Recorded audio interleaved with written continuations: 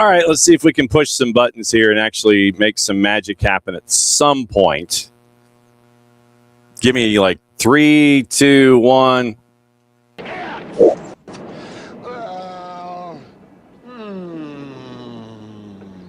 Come on, man.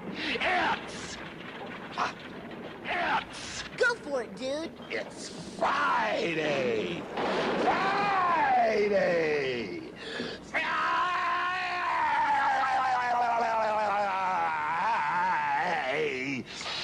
Day. It is the Freestyle Friday here on SDH AM. It's the morning show. John here, you there. Thanks for coming by, as you always do. It's a complete and total weekendy preview thing because there's a lot of news and there's a lot of stuff that's out there in the ether that we need to keep an eye on in addition to news. So there's reports, there's news.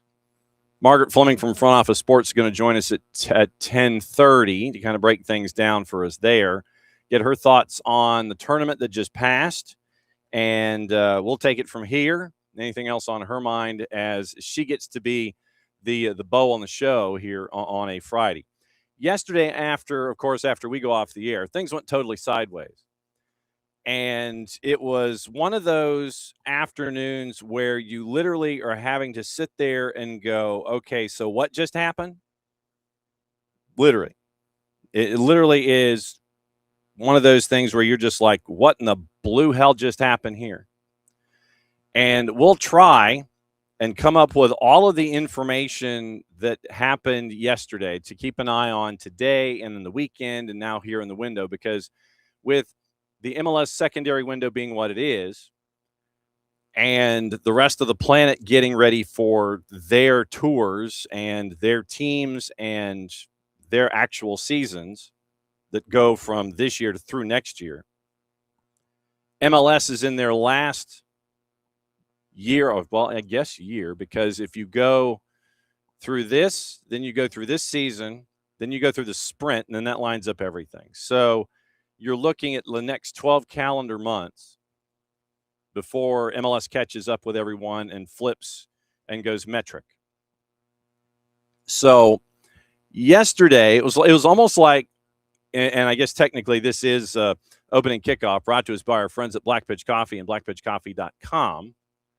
Starting your day with the most important stories in the game, the right way to start your morning. Black Pitch Coffee, part of the SDH community, showing up at events all over Atlanta, trying their home blend made from beans from Brazil and Guatemala, heavy-bodied, notes of walnut and semi-sweet chocolate, rich world-class finish, opening kickoff, powered by Black Pitch Coffee and blackpitchcoffee.com from the Kaiser Permanente studios. Once again, thanks to our friends at Kaiser Permanente for being great partners with us from the absolute beginning, and we could not have done any of this without them at all. Kaiser Permanente, great friends and partners with us here at SDH. Morning local, that is a hell of a question. How's the Open Cup going to work with a schedule flip? My guess is that it will be as it is, but it will be increasingly difficult for MLS teams to, and it might be one of those where MLS teams are choosing which competition they want to be a part of, because you've got Leagues Cup, you've got Open Cup, and you've got regular season, and you've got CONCACAF all happening at some points. I imagine that that Open Cup being what it is and Leagues Cup being what it is, you're probably going to have the schedule makers all in a room. It literally is going to have to be the MLS schedule maker over in one chair, and it's going to have to be one of those long rectangular tables. It can't be just like the kiddie table where, you know, if you've got 15 people at a family reunion and you're like 14 years old, you're adult enough to be at the adult table, but you're stuck with your cousins that you don't like. And you're sitting there and it's like, you know, great, I get to sit with people that want to talk about things that I have no interest in. It's got to be a table this size, rectangular. It can't be the kiddie table off into the side room. You can't be just sitting in the kiddie table that's kind of been put in underneath the door jamb in between the den and the living room. You should be sitting in the living room. This has to be a living room discussion, a dining room. This has to be a dining room discussion. You need a table that big. You can't be out on the patio with with your cousins and the weird nephew that wants to wear that he wants to wear stuff that lumberjacks wear, and he wants to wear it in July at the family reunion. You can't be out on the patio with those guys. You've got to be in the dining room, because you're talking MLS, you're talking Leagues Cup, you're talking Open Cup, and you're talking CONCACAF. So this is probably going to be a good Russian table. Like in like Network, where Ned Beatty's down at the end and Peter Finch is kind of going like this, Morning, David. Yes, day 54. No morning show. But there is stuff going on that we're going to talk about later. So you got to have CONCACAF at the table. You got to have MLS at the table. You got to have Open Cup at the table, and you got to have Leagues Cup at the table. And I imagine you're going to have to choose two. One being MLS and pick another. If you're in CONCACAF, the decision has been made for you. If you're not in CONCACAF, then if you're one of the top teams, then you're probably going MLS and Leagues Cup. If you're not a top team, whatever that line of demarcation is, then it's probably it's going to be standings dependent, and it will end up being MLS and. So if you're MLS and CONCACAF, that's your direction. If you're one of the top teams that didn't make it into CONCACAF, it's MLS and Leagues Cup. So you can face the top teams in Liga MX. And then if you're not in that group, then it's MLS and Open Cup. That's my guess. Because you can't be in like 3 or 4 different competitions all at once. Maybe there's this. Maybe there is a Champions League, Europa League thing where if you get bumped out of a CONCACAF soon enough, then you go into another one. And like the second round of, you get into a later round of Open Cup, which might be a part of the discussion too. So something like that. So if you get bumped out of CONCACAF, then you go to Open Cup. If you're not, then if you don't make it by a deadline, then everything goes to hell, and then it's all screwed. So my guess is, as we're workshopping this, MLS +1, and your +1 is going to be determined by how good you are. So MLS CONCACAF, MLS Leagues Cup, MLS Open Cup. And you can't have a Europa League, Champions League thing where if you get bumped out of one early, then you slide in because you need to be done by a date, and then you got to figure out what's going on. And if you're not done, then you screw up the other one.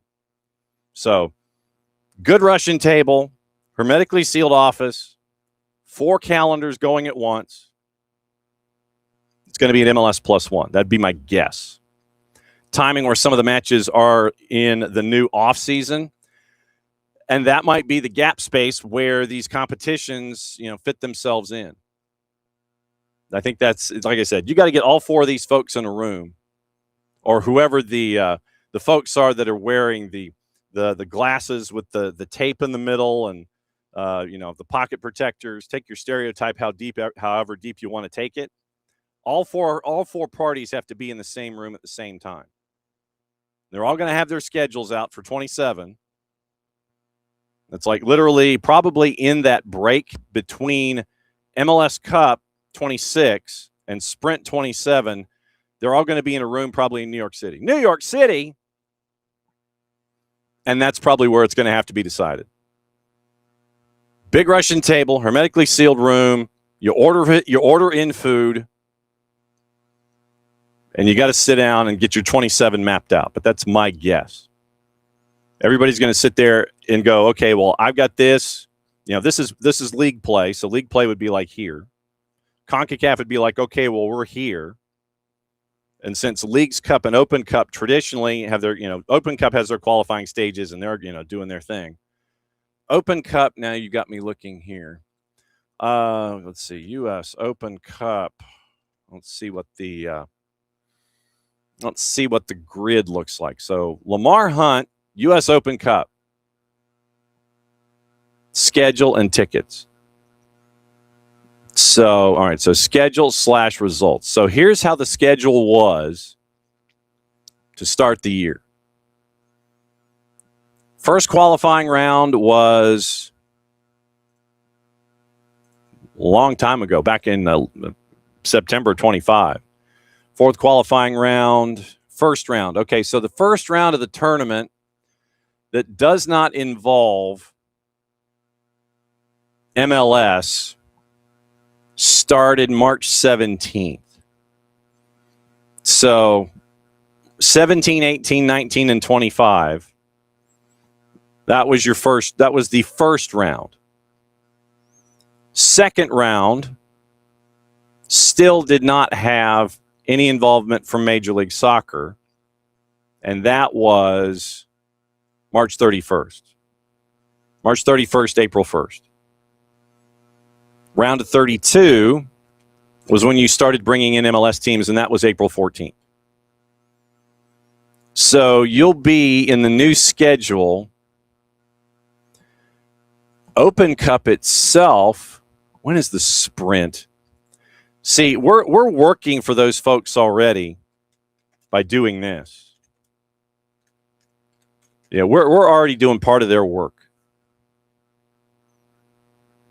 So the sprint season, it's a new era for Major League Soccer, by the way. Kicking off in February, culminating in May. So the sprint season,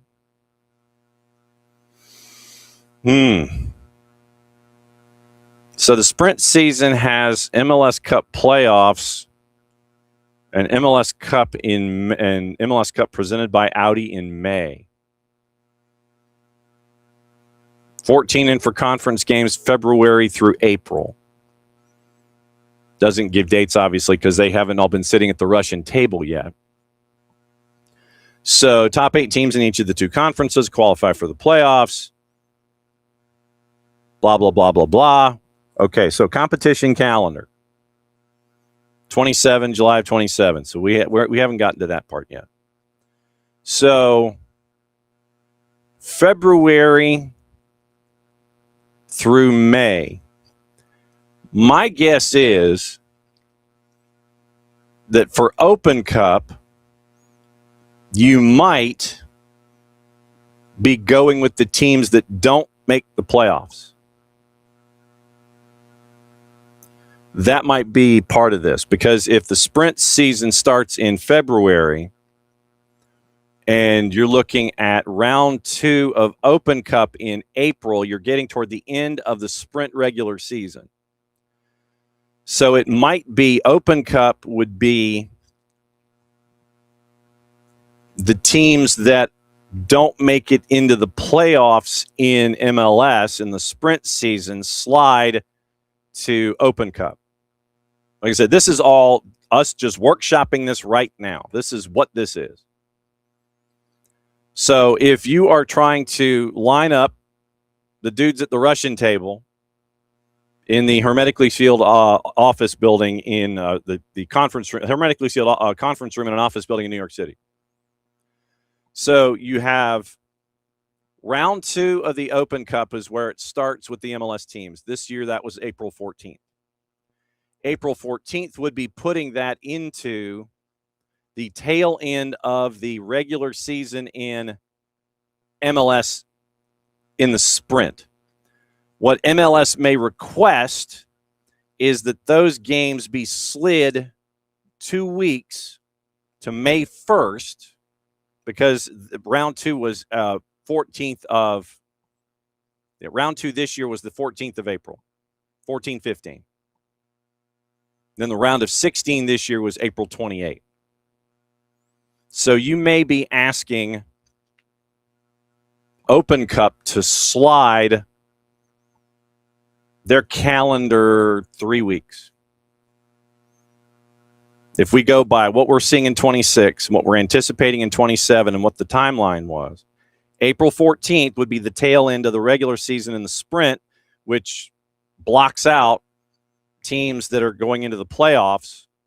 So my guess is that if you are looking for participation in Open Cup, you are probably assigning teams that have not made the postseason in the sprint, and also those that are that won last year, because you have to have your defending champ, and then pushing the schedule to the playoffs or the playoff week in May to make sure that you don't have things colliding. They're colliding enough as it is, but my guess is Open Cup schedule slides to round 2, and the round of 32 was middle of April.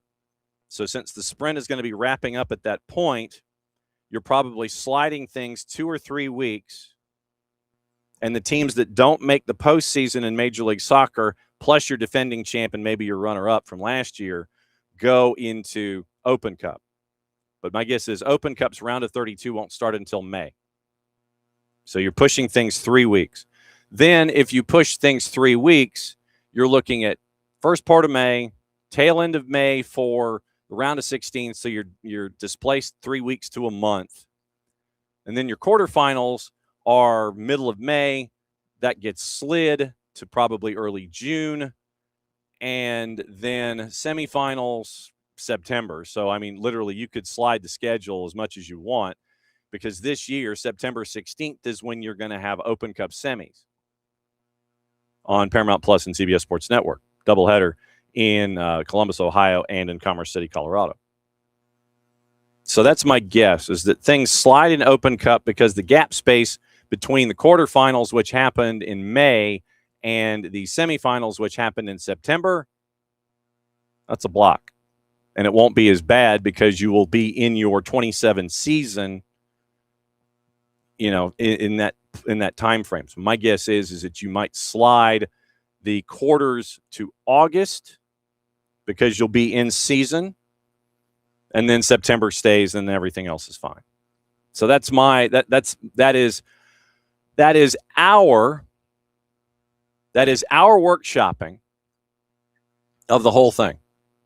What we have just done is given everyone that's going to be in that office building in New York City from the 4 parties that are going to be trying to settle things down, we have helped them out.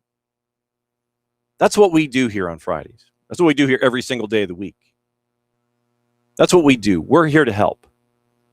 So we have workshopped through the sprint season MLS teams and their availabilities and how to reorient the Open Cup schedule, which honestly, because of that gap that's so big between late May and September, mid-September this year, it ain't that bad.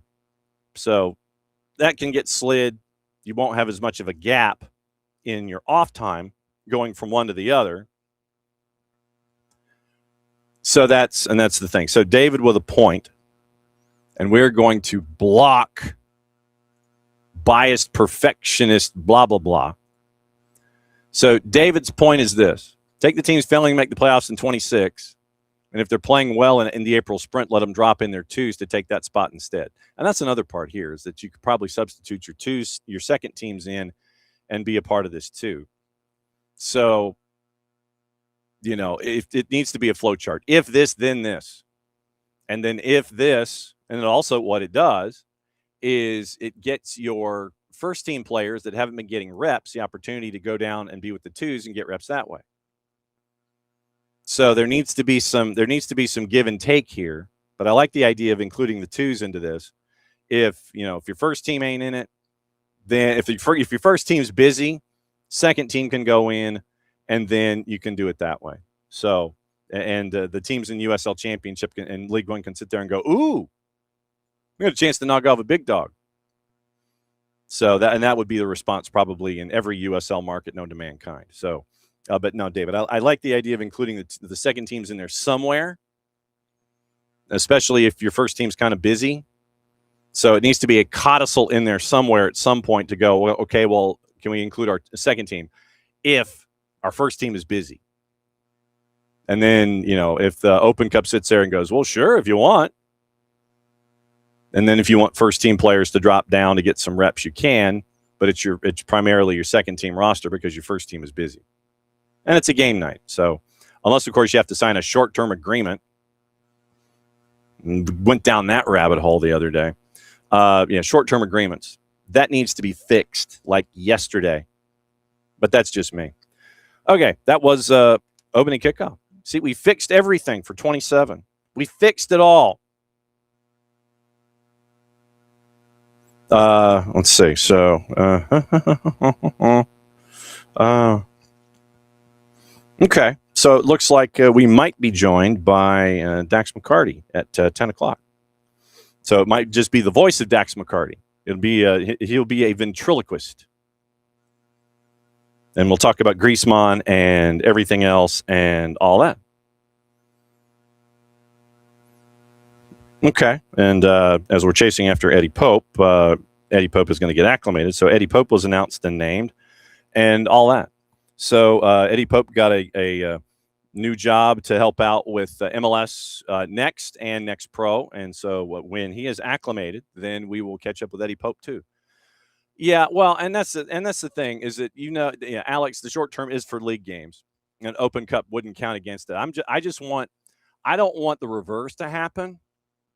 Well, you can only have X number of first team players as a part. If your second team is involved,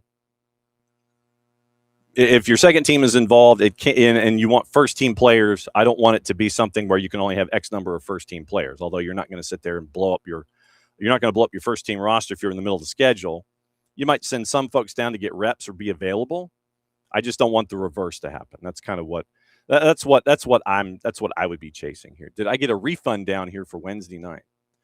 I get no refunds, sir. I get no refunds at all. But all right, so that's opening kickoff. Brought to us by our friends, Black Pitch Coffee, blackpitchcoffee.com. And once again, quick reminder, starting your day with the most important stories in the game and doing it the right way to start your morning. Black Pitch Coffee, part of the SDH community. Showing up at events all over Atlanta, trying their home blend made with beans from Brazil, Guatemala, heavy body, rich walnut and semi-sweet chocolate with a rich world-class finish. Opening kickoff, powered by Black Pitch Coffee and blackpitchcoffee.com. Okay. I want to go to the news first because of all the chaos, and we'll talk about the chaos that happened yesterday in all the names and transfers and things. This morning, it was announced. That Jurgen Klopp is going to be taking over the German national team. He's going to be taking over. DFB and Klopp and Red Bull all came down to their agreement of agreements, and he's going to be coming in. So this is one of the more interesting allowances that was made in that press conference this morning by Jurgen Klopp. Oh, reffing down. Did I get reffing down here for Wednesday night? Let's see. I'm trying to think. God, yeah. Yeah. I mean that with that whole thing, that 4 minutes and 12 seconds, Lokeville. Yeah, it was. Yeah. No, I don't know if I'm sleeping late, Abby. Let's see. Sleeping late. What will I do tomorrow morning? What's sleeping late? I don't know if I'm going to be sleeping late. So tomorrow I might be sleeping in a little bit, I hope. But we do have with Atlanta United late, with their match in New England, Abe and Maddie will have your pregame at 6:30. I think we're at 6. Yeah, 6:30. 6:30 pregame, 5 Stripes countdown, 7:40 kick in Foxborough. Mike and Jason on the call there. Abe and Maddie on pregame and 5 Stripes countdown and your full-time report after. I will be calling the UPSL South Region final at MOBA at 6 between SCU Heat and Miami United. So I've got to get some research done. I might be able to lay around a little bit, so hopefully. Reffing down here, Lokeville, we probably could have done an entire show on Sergi Boyko. And it was at times you didn't know where it was coming from. So Boyko, that reminds me, when we do the preview here coming up in a bit and find out who's where and doing what before Margaret Fleming joins us and all that. So it looks like Dax McCarty is going to join us at 10, and it will be Margaret Fleming from Front Office Sports at 10:30. So I need to check something quickly now that we've gone down like 19 different rabbit holes. We've got all of these tabs open this morning. All right, so pro MLS assignments. Okay, so do we have – all right, so we got them this morning. And I'm going to check and see. Okay. So he got his assignment. So he was assigned DC and Toronto. I'm just going to tell folks now in DC, with DC and Toronto, enjoy. The man sets picks. His angles are awful, or at least they were in that matchup with Atlanta. And I don't know what that crew was thinking. I really don't. Really don't know what they were thinking. I don't know what VAR was thinking, because then because when you get a player kicked in the head and you don't look at it, and then it comes back the other way and it turns into a goal, and then you want to rewind it back to Will Riley and getting a red when no card was given initially, and then you give it a yellow after review, but you don't go back even further and look at a kick in the head inside the 18, which should have been a penalty for Atlanta United. But I guess that was too far back. It's too far back to look. The rewind button died. But yeah, that crew left a lot to be desired. Let's phrase it that way. So yeah, we did to do a full reffing down here. So Abby, the key is 15:35 in the match from the midweek. For those of you that have, however you access your games, go to the 15:35 mark, and it was just before the transition came back the other way and Charlotte scores. But literally, it was a kick to the head. Ashley Westwood delivered a kick to the head, and nothing was called. You come back the other way, and you end up with the goal, and you end up with the review that was 4 minutes and 12 seconds. From the time that Sergei Boyko goes like this, and he's told, I guess, from upstairs that he should go to the monitor, it was 4 minutes and 12 seconds that they looked at Will Riley and his contact with the Charlotte player, who didn't go down, who kept going. And yes, I know it was studs into the Achilles/fib. I know this. Player didn't go down, but you needed to go back further and see the kick to the head by Ashley Westwood inside the 18. And I think it was on Elias Baez, if I'm not mistaken. Where are my notes? Okay, so I just made it's a transition moment, 2v1, Vargas scores. But yeah, go back to 15:35 in the game. And that's really the moment where you said to you, oh, okay. And the fact that Sergei Boyko only called 12 fouls, and he only called 3 on Charlotte, if I remember correctly. It literally was 3 on Charlotte, 9 on Atlanta, and his margins were basically 25%. It was like 3 yellows and 9 fouls, and it was 1 yellow on 3 fouls. So it was, I don't know. I really don't. I was at a loss for explanation because, frankly, there wasn't one. So literally, the stats in this match: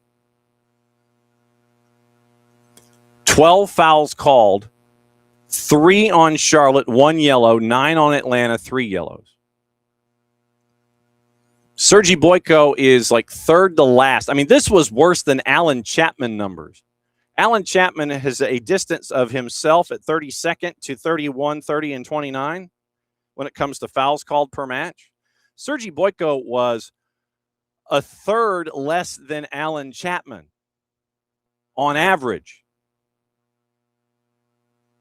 So 12 fouls called in that match, the way that it was structured. Apparently, he didn't want to use his whistle for whatever reason.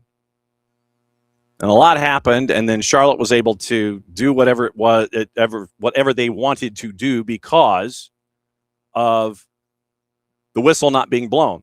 Stopping, getting rear-ended, get a foul call, player goes down, contact, boom.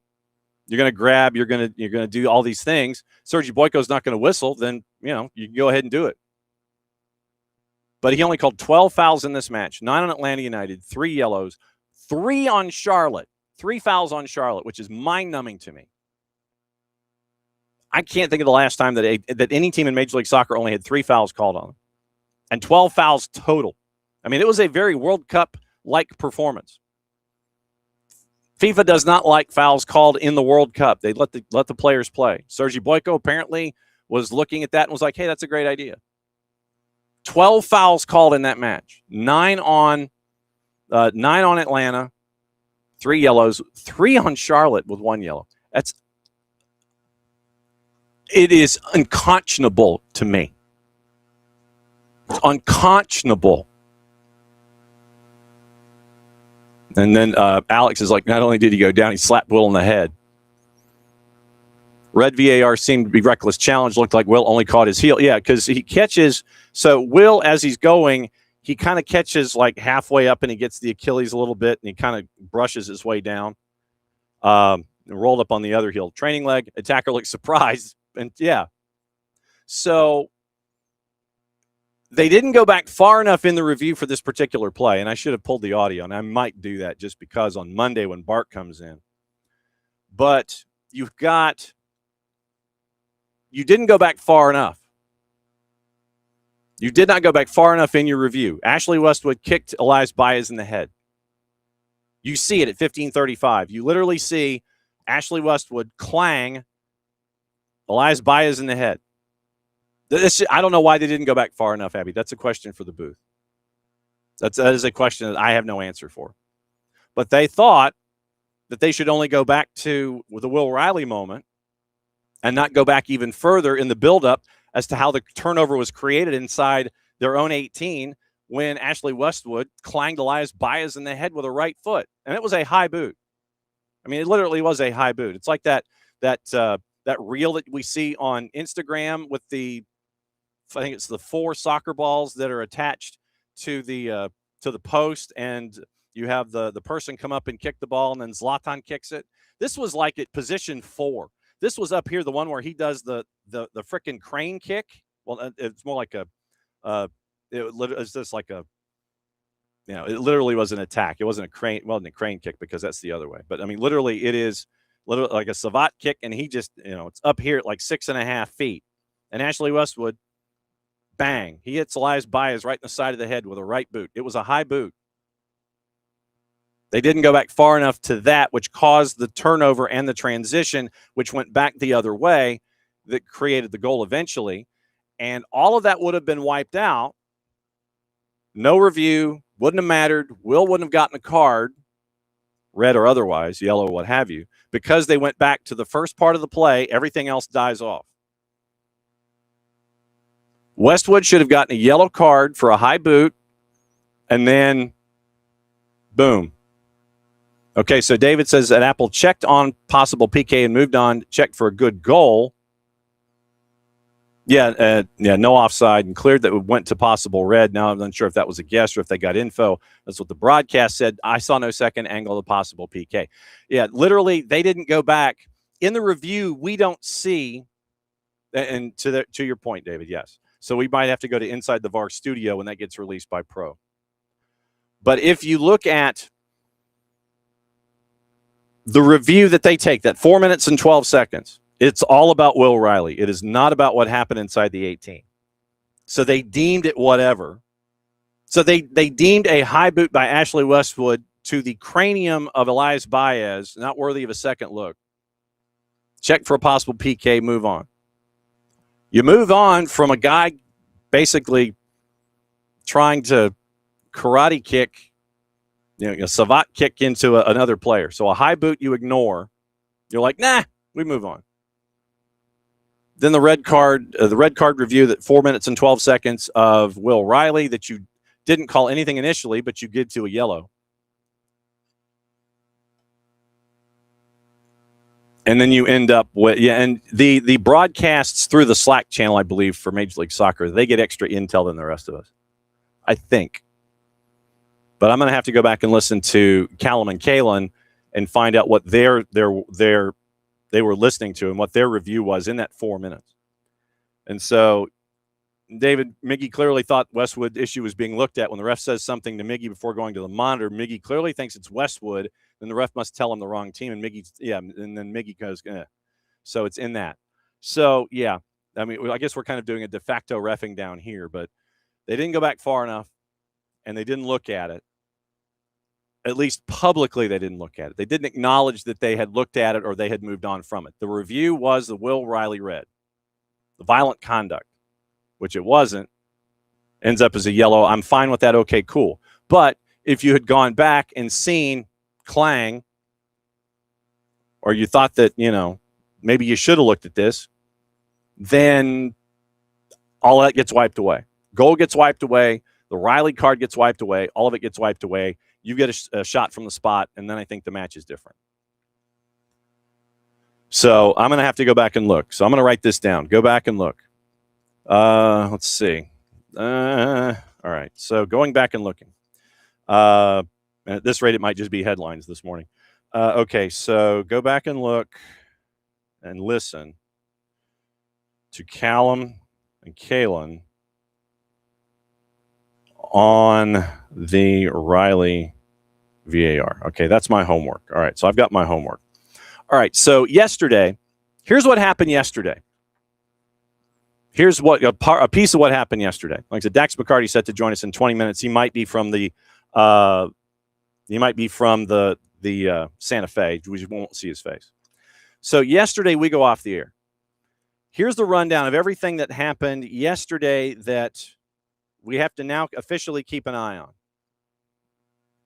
So, Jack Harrison looks like he might be going from Leeds to New England Revolution. That would be a designated player. That happened at 11:04. 11:40, looks like Sebastian Berhalter might be heading to Middlesbrough. Tom Bogert said so. It looks like a fee of about $2 million. Then all the Atlanta United stuff. Darwin Nunez and Brielle Mbolo, I do not have an update on either of them. I have sent a question out to my sources, and they may or may not have answers within this show. So if they have an answer within this show, I will let you know.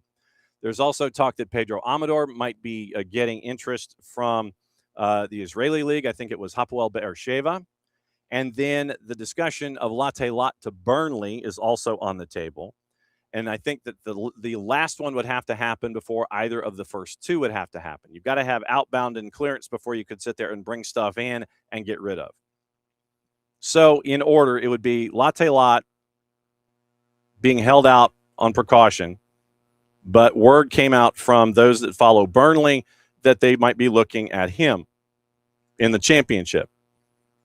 He would go back. That would create a DP spot, and then that would also pursue the notion of either Darwin Nunez, who is making $25 million a year in Saudi, or Brielle Mbolo.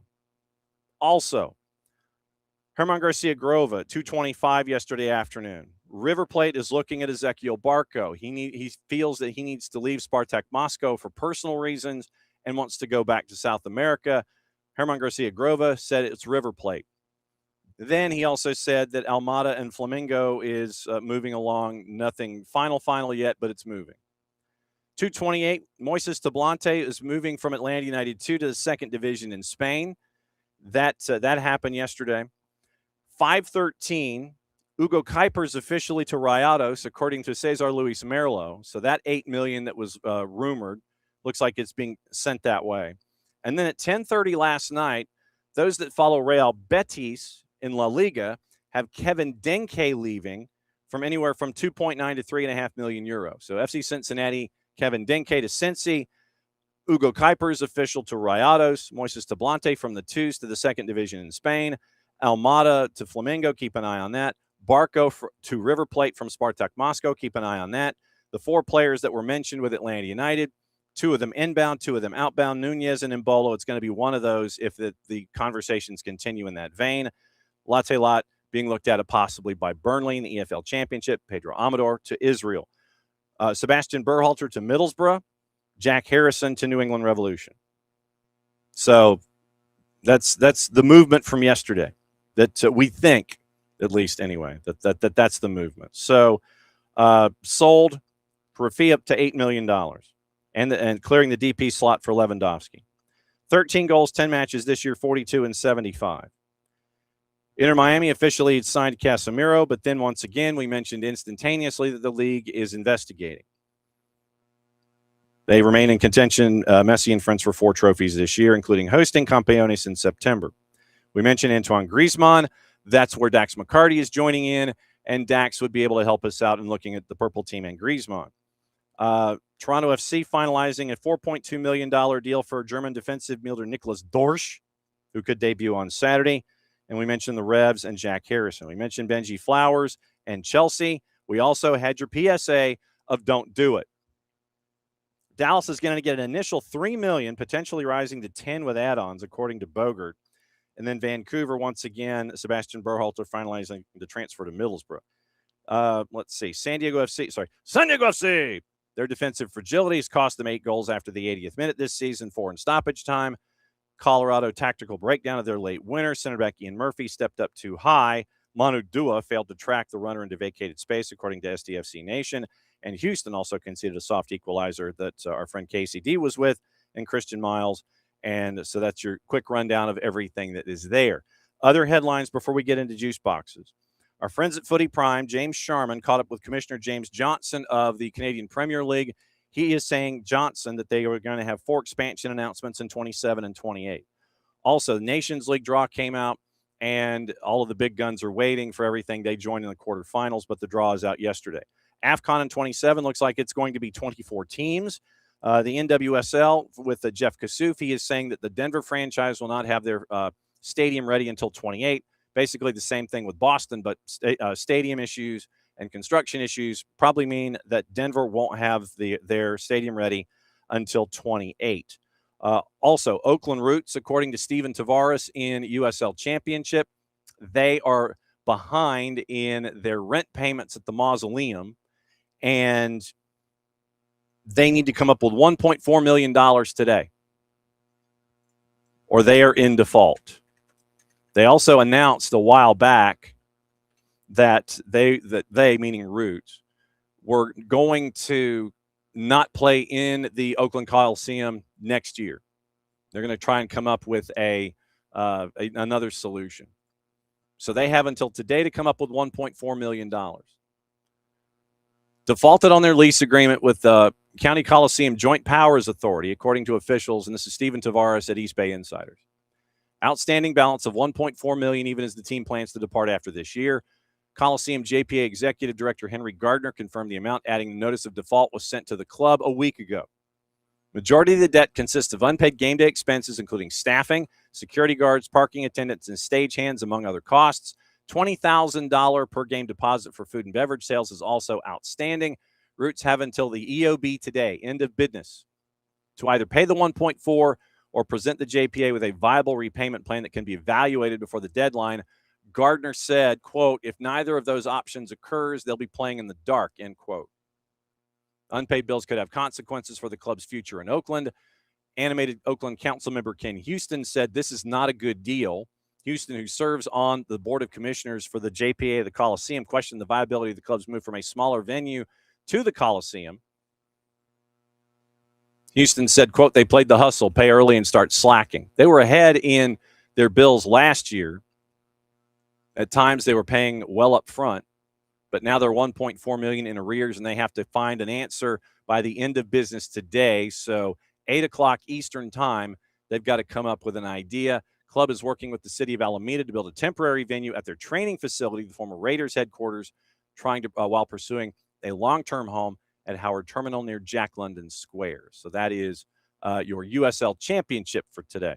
Okay, so, Jurgen Klopp. I forgot to mention Jurgen Klopp. Goodness gracious. Pep Guardiola has backed out of Italy on family reasons. And so Jurgen Klopp said that he is taking over for the DFB. He is taking over as the major domo for Germany. This is the translator of the press conference. Press conference was in German. Question was in German to Jurgen Klopp. This is the translator with the answer of the question, basically, of Klopp discussing kind of his conditions for taking the gig. If tomorrow Jurgen Klopp is, then I'll be gone. But if the DFB says that, come on, let us discontinue the job, then that's it. And if you behave badly and don't let my family in peace, I'll be gone. I'll just turn away. I mean, I know that there are other countries where national team head coaches are treated even worse, but I am always, I mean, I love this job, but I'm always ready to just call it quits if need be. So Jurgen Klopp ain't taking no ish from nobody. Leave his family alone. He said he wants his team to, quote, change a country after being confirmed.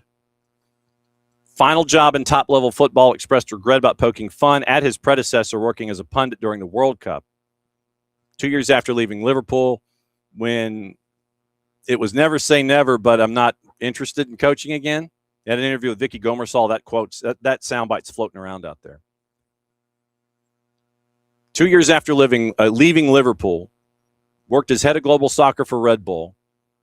As a part of him taking the gig, there's going to be, I believe, 3 matches in Leipzig involving the German national team. He said, quote, I want to create a situation where fans go home after the game and say, wow, that was cool.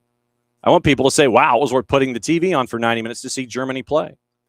I've lived and experienced how football can change a city, and I think it's not only about cities, it's also about the country. Ideally, football can change a country, end quote.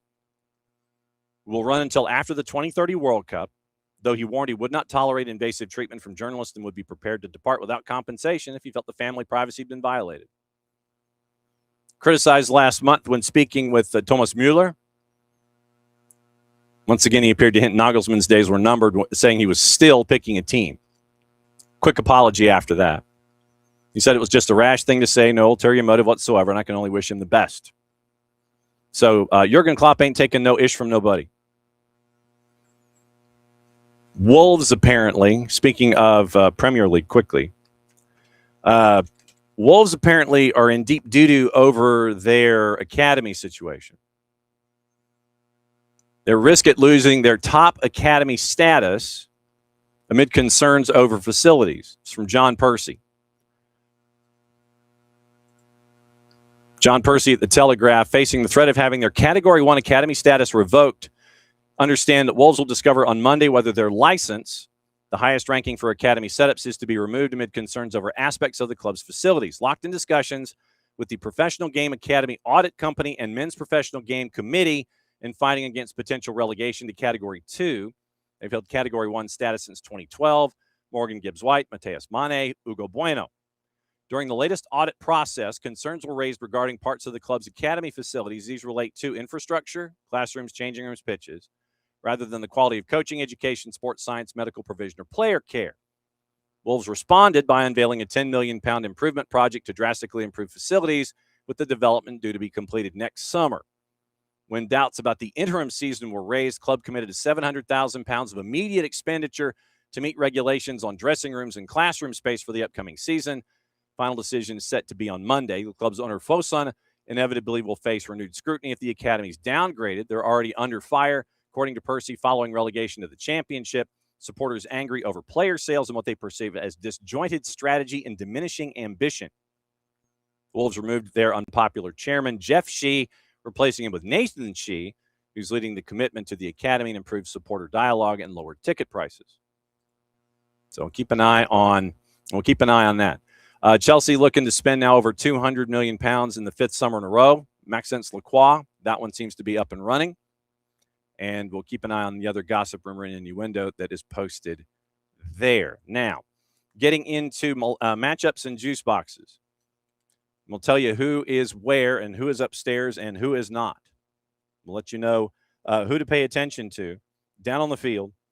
And it's the same batch of folks that we saw in the midweek. We're seeing them on the weekend, just in different places. So, juice boxes. Red Bulls in Charlotte has been moved to 6:30 tomorrow, so 6:40. Red Bulls plus 120, draw plus 290. Charlotte is a plus 200. 7:15, which means 7:25. Hell is real. Crew minus 133.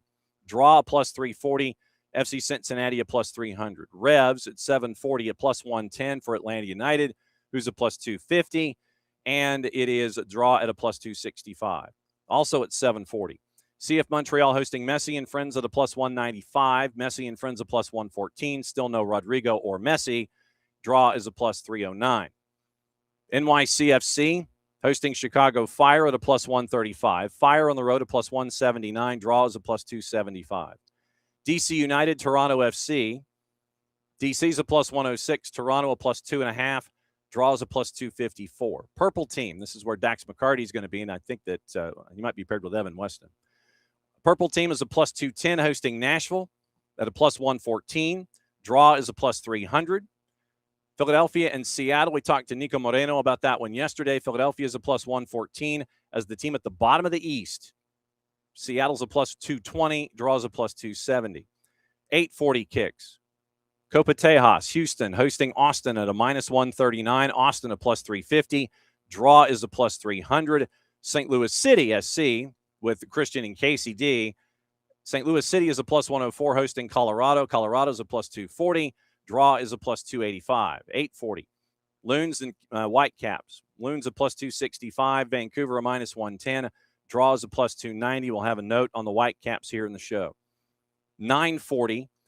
San Diego FC hosting FC Dallas at a plus 110. FCD is a plus 220. Draw is a plus 309. Late night, 1040s. LAFC hosting Sporting Kansas City at a minus 400. Draw is a plus 550. Sporting is a plus 900. Cali Classico, San Jose is a minus 118.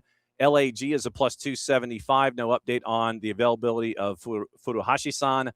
Gabriel Pex suffered a nasty injury, broken fibula in a slide tackle challenge, barely on the field for a couple of matches down in South America for his new club. Draws a plus 330. Portland and Real Salt Lake. Portland is a plus 145. RSL is a plus 165. And your draw is a plus 290. So those are your numbers. Before Dax comes in, hydration break brought to us by our friends at local Vine Beer, Wine, and Liquor stores, 2 locations. And that is on Johns Creek and also in Cobb, corner of Cumberland and Cobb Parkway. And thanks to them for being great partners with us here at SDH. So everybody, hydrate. Yeah,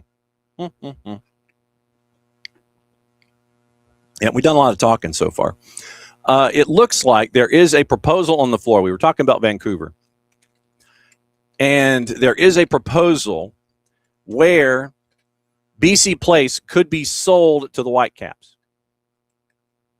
They could be sold to the Whitecaps. And they are considering it. Patrick Johnston at the province. Whitecaps still need a new owner. Then you saw the successes at BC Place. And so now, people are wondering about Hastings Park, Main and Terminal, Jericho Lands, Falls Creek. Ravi Kalan, BC's minister for Jobs and Economic Growth, told Post Media, maybe lease, maybe purchase, about what the province has discussed with the Whitecaps about their future. Lease, manage, but outright buy. That's the new part of this whole thing. Kalan says that they're open to the conversation if the parameters are there. Obviously, it wouldn't be cheap. You're talking about upgrades and debt servicing and broader costs from hosting the 7 World Cup games. Kalan said he's confident the hotel tax enacted 2 years ago, which would stay in place until 2030, would go a long way toward recouping those costs. So, according to Johnston, the Whitecaps are interested in taking on a proper purchase. Clear the government's all ears. Quoting Kalan again, we've gone from butting heads to finding solutions. It's about having several options, he said, of what the government understands are the Whitecaps' needs, and offering long-term lease with management, outright sale, other arrangements all on the table. Kalan says they're going to have the same challenges and opportunities that we have. Maybe we can find a way that can help them when we see that detailed proposal. We look forward to it. Whitecaps finally broached the idea of running this for the stadium themselves, a deal which would see them take on the cost of the stadium in exchange for ultimate management ability and paying a share back to the government. So it's, clear it's not just, hey, we're going to let you buy the stadium off of us and not get anything in return. A lot of MLS teams not making profits, but that's an MLS problem. Kalan said, we want to keep the team here, be successful, and thrive. I want to see more kids from BC at the next World Cup. This team will play a big part in that. Asked about whether the possibility of the team being sold and moved to Vegas has been broached at all in the talks. Kalan said he'd not heard a peep about the idea since the option was first reported in late April. And Colin did admit last month the potential ownership group has yet to secure the land they'd need.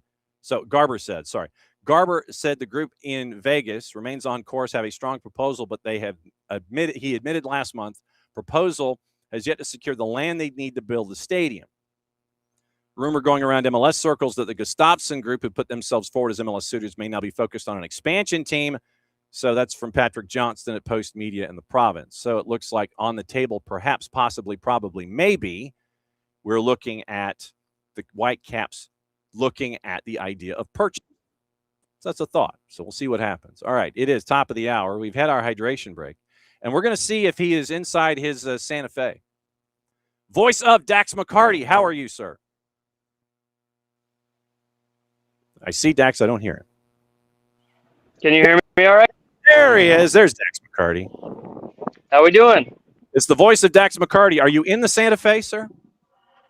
I am not in the Santa Fe. Why? Is it saying I am? No, I could use that as the lower third font if I wanted to. No. I'm currently out in Cape May, New Jersey, out and about, frolicking around. Okay, well, then we will not keep you. We will let you continue your frolic after a bit of hanging out with us. Sure. So this Griezmann dude did pretty well out there on the left coast in the midweek. What'd you think after seeing him out there going up against San Jose for Orlando? Well, I thought it was a comprehensive performance from Orlando City, first and foremost. Certainly not something I expected. But look, he's won a World Cup. He's been one of the best attacking players in European soccer for the better part of a decade.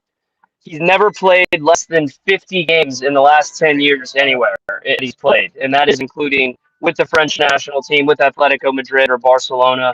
He is the pinnacle of availability, and he's flexible. He can play anywhere across the front line. He was a really well-taken goal against San Jose. I just think he makes Orlando City that much more dangerous, and if they can figure out their back line and stop conceding so many goals, which obviously very good start against San Jose, I think Orlando City is going to cause teams a ton of problems as we get towards playoff time. So then let me ask you, what the hell was wrong with San Jose in that matchup? Yeah, that was a weird one. That was they came really flat, and one of their big calling cards for the season under Bruce, they just kind of smothered you with their defensive pressure, their energy. They were really against Orlando City, and Orlando just read for the system that Martin Perlman, their interim manager, has them playing. It's really cool to pick up Griezmann and Justin Ellis and some of these different little pockets that they like to occupy. But in the final third, Preston barely had a stall.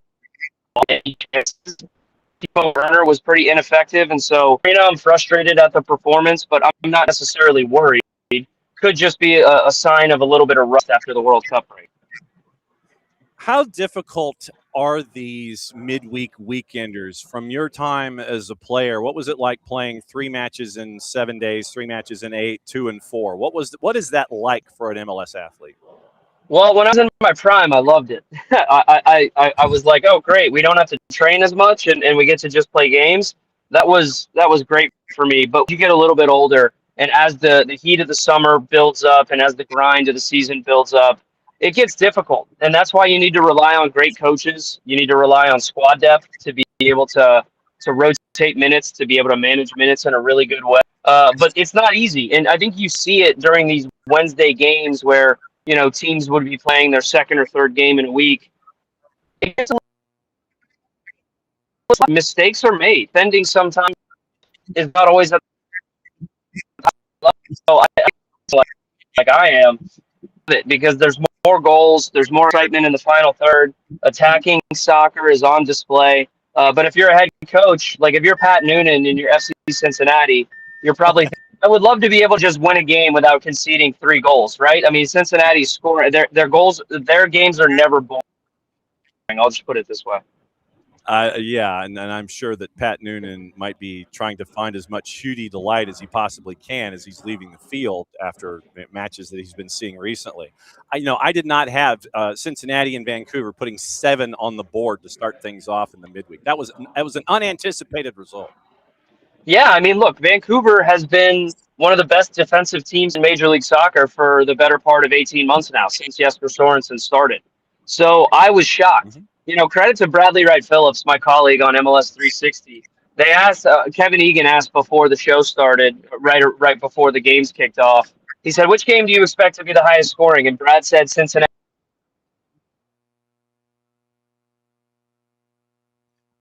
Really? I did not have that on the bingo card at all. That one is a 7-goal thriller. I did not have that one on the board. Dax is in between cells in Cape May, New Jersey, and he is. John, are you able There to he hear me? is.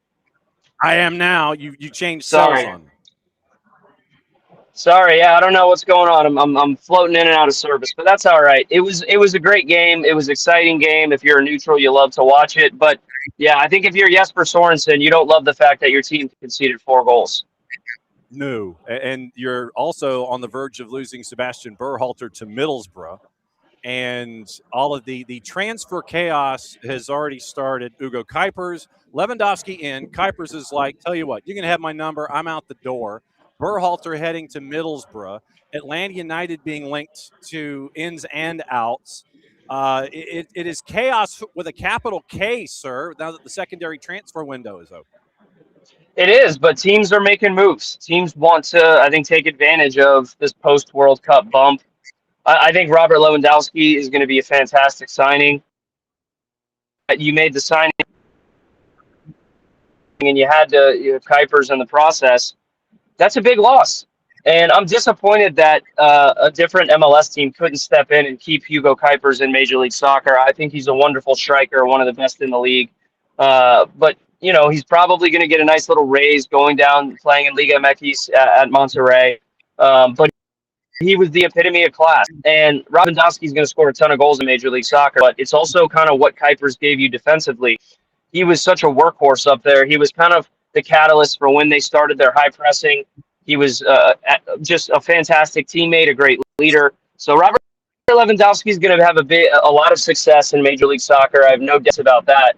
But he's got some big shoes to fill. As you know, and I think with Atlanta United, I'm excited about some of the strikers that they have been linked to, specifically Darwin Nunez. I couldn't believe that he was only 27 years old still. Feels like he's been around for 20 years, but he is still young. It hasn't gone quite the way that people expected from him, I think, in the Saudi Pro League, but I still think he's got a ton of quality. I think he would be an excellent addition for Atlanta United and kind of help them with their goal-scoring woes that they've had this year. Indeed. One other question, and then I will let you continue your frolicking there in Cape May. Since you have the purple team and they're taking on Nashville, Nashville, a benefactor of Fall Down Go Boom with Sam Surridge in the midweek. Nashville, they're adding pieces as well. What do you think about Nashville and the purple team coming up here on the weekend? Well, I'm extremely excited because I get to call that game. That's the game I have tomorrow. And I think it's a really, really tricky matchup for Nashville. I look at Orlando's performance against San Jose and I think, all right, excellent performance, great result. You get your new designated player integrated in. He plays 90 minutes, scores a goal. Orlando's going to have a ton of confidence. Nashville, top of the Supporter Shield standings, back-to-back 1-0 victories coming out of the World Cup break. They haven't looked all that great. I have not been impressed with Nashville SC and the performances that I've seen from them in their last 2 games against CF Montreal and against Atlanta United. They haven't looked like that dominant force we saw early in the season, but the sign of a really good team, John, is if you can play poorly and still win. So that is the sign of a great team. I think Nashville is a great team. They're on top of the Supporter Shield standings for a reason. I think that Orlando City backline is going to have their hands full dealing with Hani Mukhtar and dealing with Sam Surridge. But I think that Orlando City, with the form that they're in and the confidence that they should get from San Jose, and especially them being at home, I think they're going to give Nashville a really difficult game. I would not be shocked at all if Orlando City took 3 points from that game. Who's your dance partner in this one? Is it Evan? Evan Weston, the legend. So it is the legend Evan Weston and the voice of Dax McCarty. Continue frolicking in Cape May, New Jersey, sir. I can't thank you enough for hopping on. And of course. May they not charge you an arm and a leg to get you your favorite tchotchke while you're there getting lunch and bring it down to Evan or his house. I appreciate it, John. Thanks for having me, as always. Anytime. There goes Dax McCarty. He's going to go back to frolicking in Cape May, New Jersey. That was cool. That was very nice of Dax to come in and be a party to the party here on a Friday. So yeah, Dax is like, it's like, yeah, I can give the guy 10 minutes. So we thank Kirk Reynolds and we thank Dax especially for voice of Dax McCarty here on Friday here on SDH AM. So very, very cool stuff there from Dax. All right, let's get you into who's where, because it is a bit of a reffing down here, and we're going to continue to find out what is going on with who is where and who's doing what. So here's the skinny of all of the matches that we have going on. Red Bulls in Charlotte, once again, that one is a 6:30 or 6:40 or 6:55 start. Rosendo Mendoza is the man in the middle. Chris Wada, Mike Nickerson, your ARs. Edson Carvajal is your fourth. Kevin Stoughton, Jeff Mushik are upstairs. Hell is real. Alan Chapman is the man in the middle. Andrew Bigelow, Jeff Schwartzel, your ARs. Chris Penso is your fourth. Carol Ann Chenard and Robert Schapp are upstairs. We mentioned DC United, Toronto FC. Sergi Boyko is the man in the middle. Let's see if he calls more than 12 fouls. Corey Parker, Brian Dunn, your ARs. Elton Garcia is your fourth. Lucas Zapala, Jonathan Johnson are upstairs. CF Montreal and Messi and friends. There will be no Messi. There will be less friends, no Rodrigo de Paul. But when you've got Preston Plambeck, anything is possible. And El Pistolero. Alexis De Silva is the man in the middle. Michael Barwagon is your AR. Liaz Arfa is also the other AR. Carly Shaw McLaren is your fourth. Eunice Marakchi and Tom Supple are upstairs. Revs and Atlanta United. And we will go over this crew. Pierre-Luc Lozier is the man in the middle. Ryan Graves, Justin Howard, your ARs. Alejo Kalume, who was the man in the middle for Atlanta United and Huntsville City last weekend, is your fourth. David Berry and Joshua Patlak are upstairs. NYCFC and Chicago. It is at Yankee Stadium. Ricardo Montero is the man in the middle. Matthew Nelson, Walt Heatherly, your ARs. Marcus de Oliveira is your fourth. Kevin Terry Jr. and TJ Zablocki are upstairs. For Dax and Evan, it is Remy Touchon in the middle. Eric Weisbrod, Megan Mullen, your ARs. Carlos Rodriguez is your fourth. Daniel Radford, Kevin Hewitt are upstairs. And Kevin will have just come off of knee surgery.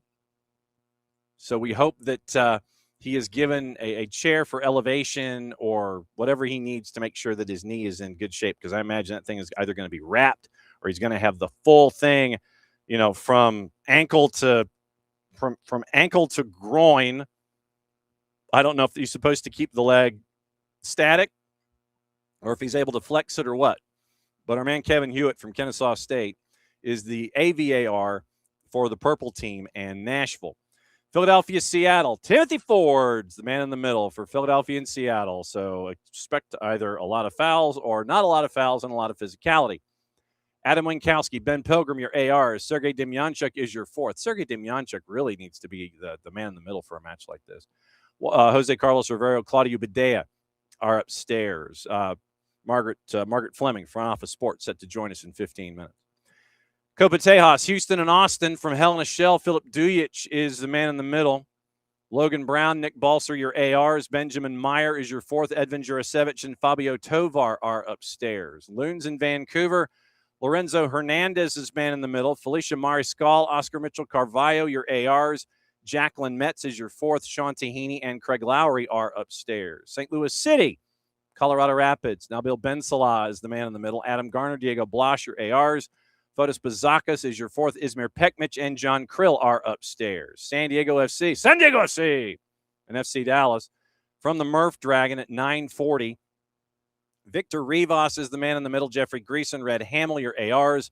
Malik Badawi is your fourth. Kevin Stott and Jeff Mushik are upstairs. So they flip. Interesting.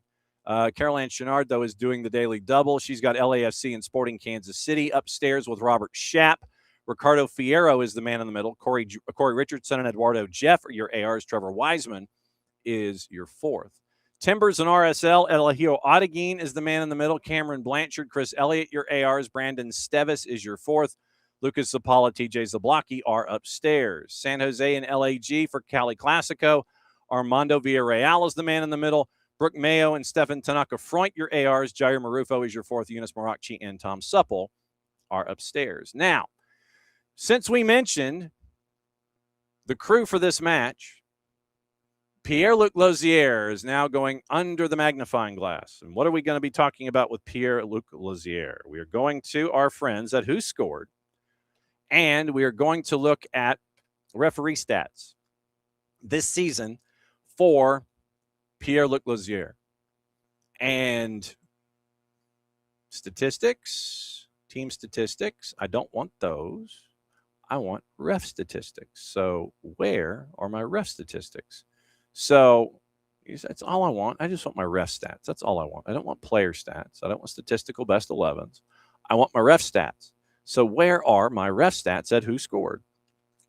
So Who Scored and MLS referees. Okay, so let's see what happens here. Okay, now, as it always does, it takes us back to 2023, which we don't want. But what we do want is how to make sure we see what we're seeing. Now, ref stats. We click. No, I don't want to do it with Acrobat. No. It's like, why? Why? No, I don't know. I don't want it. Pop-up window for Acrobat. I don't care. I don't want it. No, I seriously don't want it. Oh, it was a, no, that's why it gave me another window. Okay. So now ref stats, nothing like pop-up windows. Now we are looking for Pierre-Luc Lauzière. Fouls per match, once again, with 33 individuals, up from 32. 33 individuals that have called matches this year. Pierre-Luc Lauzière is 25th. And legitimately, I mean, he's been in that group that has called a decent amount of matches. If you go with double figures, he would be between, so 6 from there is 33, 32, 31, 30. So he would be 27th in regularly scheduled officials. Sergei Boyko, by the way, after his 12 foul performance that was called in the midweek or wasn't called in the midweek, he is now 31st in fouls called per match. And still, he is 2 north of Alan Chapman. With a 12 foul performance, Sergei Boyko has called 19.88 fouls in the matches that he's been in the middle. Alan Chapman has still only called 17.5 fouls in the matches that he's called this season on average. But Pierre-Luc Lauzière technically is 25th. He has called 10 matches. He's averaged 23.9 fouls called. So 10 matches, 23.9 fouls called on average per match. Fouls per tackle, he is actually on page 2, toward the bottom of it. Actually, he's right in the middle. Okay, so fouls called per tackle is 0.83. It puts him right in the middle of the stack at 0.83. Penalties, he has called 2 in 10 matches. Yellows per match, he is on the second half of the page. He's on page 2. He is 26th in yellows per match at 3.7. He is still above Rosendo Mendoza, Sergei Boyko, Alan Chapman, Nabil Ben Salah, Marcus de Oliveira, Brandon Stevis, and Jair Marufo. So Pierre-Luc Lauzière, 26th of 33 in yellows per match. He has 37 yellows in 10 matches. He has not given a red card this year, but he has given 2 penalties. So keep an eye out for that. So no reds, 2 pens. Doesn't really give a whole lot of yellows per match. Doesn't really call a whole lot of fouls per match. So 25th, but, if you want to be, normal about it, say 30th toward the bottom in, 27th. Sorry, 28th, 27th, 28th. So his fouls per game average is 25th out of 33. Realistically, he's probably 25th out of 31 if you call regularly scheduled center refs. Ahead of Demjanchuk, ahead of Joe Dickerson, ahead of Rubiel Vasquez, Jair Marufo, Sergi Boyko, Torrey Pence, and Alan Chapman. So that's what you're getting into in fouls per game average with Pierre-Luc Lauzière. That's what you're getting into. That range. Just under 24 fouls, 3.7 yellows per match, no penalties, or no reds, 2 penalties. So that's what you get from Pierre-Luc Lauzière and that crew. So that's your reffing breakdown, courtesy of our friends at Who Scored. And once again, everything is going on Saturday. The matchups, the New York and Charlotte match legitimately is just an Apple TV match. So it is an early kick. I imagine they're trying to tap dance around the weather. Apple FS1 Fox Deportes as Hell is Real at 7:25. And then they come back at 9:50 with San Diego FC hosting Dallas. So that's why the one at the Murph Dragon is at 9:30 as opposed to 10:30 out west, is because it's the other FS1 Fox Apple crossover game. So that's where that one is. Okay. Gossip, rumor, and innuendo. Let's get you into that. And we will see what else is going on. So Nations League draw was yesterday. Once again, the big guns don't join it until the quarterfinals. We mentioned Roots. We mentioned all of the issues going on. We mentioned who's on the block and who might be moving. And let's see. We mentioned Nicholas Otamendi has also retired from international duty. Not necessarily a surprise, but it did officially happen. So very, very cool. Thanks to Otamendi for his career and everything that he has meant to Argentina. And so that's a rundown there. Okay. Now, getting into other headlines, what to watch, where to watch it, how to watch it. Apparently, Pep has said he's going to take the year off. Enzo Maresca was asked about succeeding Pep Guardiola at Manchester City. The word that was referred to was it is a privilege. Real Madrid obviously is still interested in Rodri as we go. So now, transfer talk. Getting into all this discussion, trending rumors. Arsenal have agreed to personal terms with Bruno Guimaraes, preparing an official bid according to Fabrizio Romano. Set to offer around £70 million. Newcastle expected to reject the initial proposals. They remain reluctant to lose one of their key players. Arsenal believe a deal still can be negotiated. United have made an inquiry over a move for Real Madrid midfielder Aurelien Tchouameni, according to the three-letter paper. Jose Mourinho wants to sanction a departure if it helps finance a move for Rodri, according to sources telling the four-letter network that. Spain captain is still a Bernabeu target. They're also United is also in the market for a defensive midfielder following Casemiro's exit and Ugarte's long-term injury. Tchouameni is viewed as an ideal fit. Chelsea, hey, guess what? They're a favorite to sign somebody. This time it's Karim Alibegovic from Bayer Leverkusen, according to the Telegraph. Other clubs are interested, like Juve and Fiorentina. Xabi Alonso is enthusiastic to sign the 18-year-old. 13 goals, 44 matches for RB Salzburg last summer, returned to Leverkusen, under contract until June of 31. But what he did in the World Cup is drawing a lot of eyes. Arsenal weighing up moves for John Stones and Ezri Konsa after William Saliba was ruled out for an extended period because of his back injury, according to Sky. Premier League champs assessing both England internationals. Free agent Stones is viewed as cost-effective short-term. Villa's defender Konsa admired for his versatility. It would be significantly more difficult to complete. Dortmund have lodged an opening offer for Cologne winger Said El-Mallah, according to Sky Germany. Structure of the bid was a fixed fee of €26 million, further €16 million in achievable bonuses and add-ons. Fell well short of Cologne's €50 million asking price, and so that meant that Dortmund's bid was rejected. Al-Mallah, who is 19, is open to the idea of a move. Nottingham Forest are monitoring Zimbabwean winger Tadiwa Chakuchichi, the youngest player at AFCON, according to the four-letter. Chakuchichi previously went on trial at RB Salzburg. Neither Forest nor Salzburg can bring him in from Zimbabwe's Scotland with two T's until he turns 18 until June 1st of 27. Barcelona signed Karim Adeyemi. He was already at practice this morning. From Dortmund, sources tell the four-letter it's 22 million euros with another 7 in add-on, so 25 million plus 8 in U.S. dollars. Build. Real Madrid, Manchester City willing to enter the race for RB Leipzig winger Jan Diomande. Agreed to a contract with PSG. No official offer lodged by the club. Future remains open. Fabrizio Romano, Inter Milan have held initial talks with Spurs over Cuti Romero. Sky, Brighton's Carlos Baleba and Roma's Manu Kone remain on United's wish list. Kone viewed as more of a realistic option in the summer. Chelsea have agreed to sign Benji Flowers. We talked about that one yesterday. 3 with as much to 10 when it comes to performance-based incentives. Villa could swoop in for James Garner from Everton. Villa expected to step up their interest after all the squad changes. That's from Football Insider. Dyson Maida set to arrive in Suffolk ahead of his £10 million pound move to Ipswich Town. That's from Sky.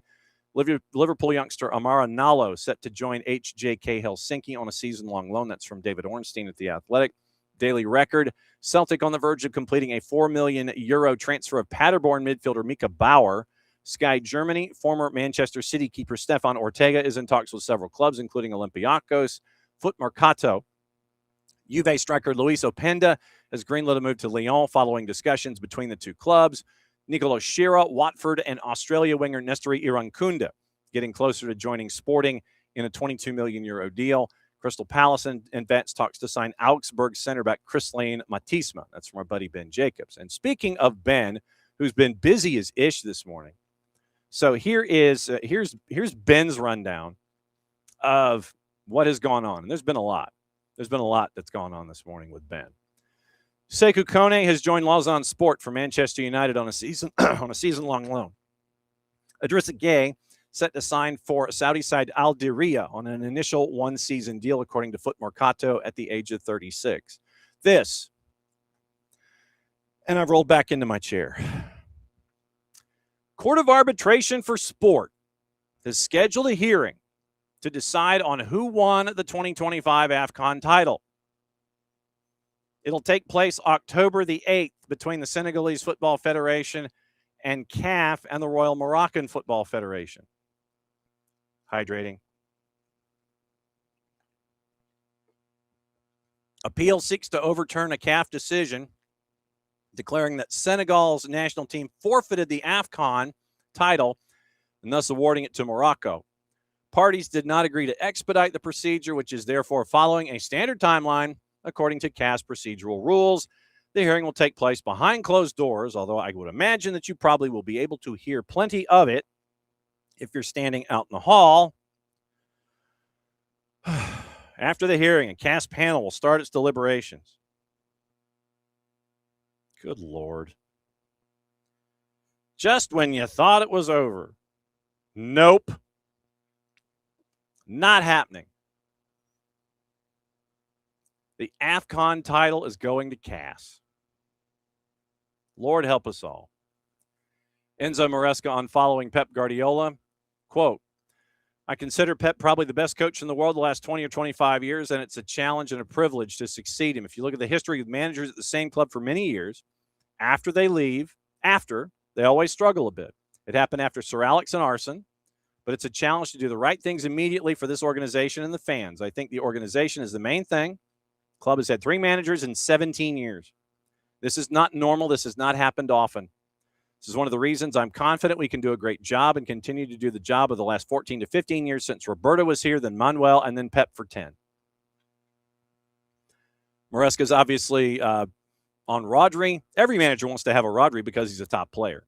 I'm just going to use that sentence because basically, yeah, Enzo Maresca, yeah, we'd love to have him, but you can't sit there and go, well, yeah, we want him. You can't do that. Watford confirmed Spain U21 international forward Iker Bravo is joined from Udinese on a 3-year deal. Decision down to family rather than financial reasons for Pep Guardiola. Spurs center back Alfie Dorrington's move to Pogon Szczesny is off. Had a change of heart, wants to find a club ideally in England. And they'd agreed in principle for a permanent transfer. The terms for the 21-year-old had yet to be finalized, but now Dorrington's like, buyer's remorse. Manchester United women's signed keeper Janina Leitzig from Leicester City on a 3-year deal. and she is smiling with pen in hand, hovering over a plastic-bound notebook. It's not a contract. It's a plastic-bound notebook that has Manchester United's crest on it, and she's not signing it. So she's smiling to the camera. The pen is hovering over not a contract, but a plastic-bound notebook. I think that's the first time we've seen one of those contract signings that you just kind of like. Let me bring in Margaret here. So I'm gonna bring Margaret in to discuss this. So yes, we believe in hydration, and hydration breaks Margaret. This is how we work. That's perfectly fine. I was going through the signings of the morning and who's going where and who's doing what. And there are there's a certain number of ways that teams overseas, they promote the signing of a new player. It's like the holding up of the jersey. If it's the contract renewal, it's like the holding up of the jersey and it's got the name and the contract year. It's like, I don't know. Can I get can I get a Desiree Douay 2030 jersey? One of those kind of things. It says Douay in 2030 and he's holding it up with obviously somebody from the front office. Then there's the one where you're hovering over the contract and you got the smile on your face. You're like this.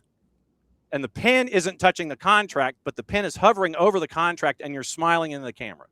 There's that one. This morning, Manchester United gave us a new one where player is smiling at the camera, 45-degree angle. So it's, it's like one of these, and you're turned.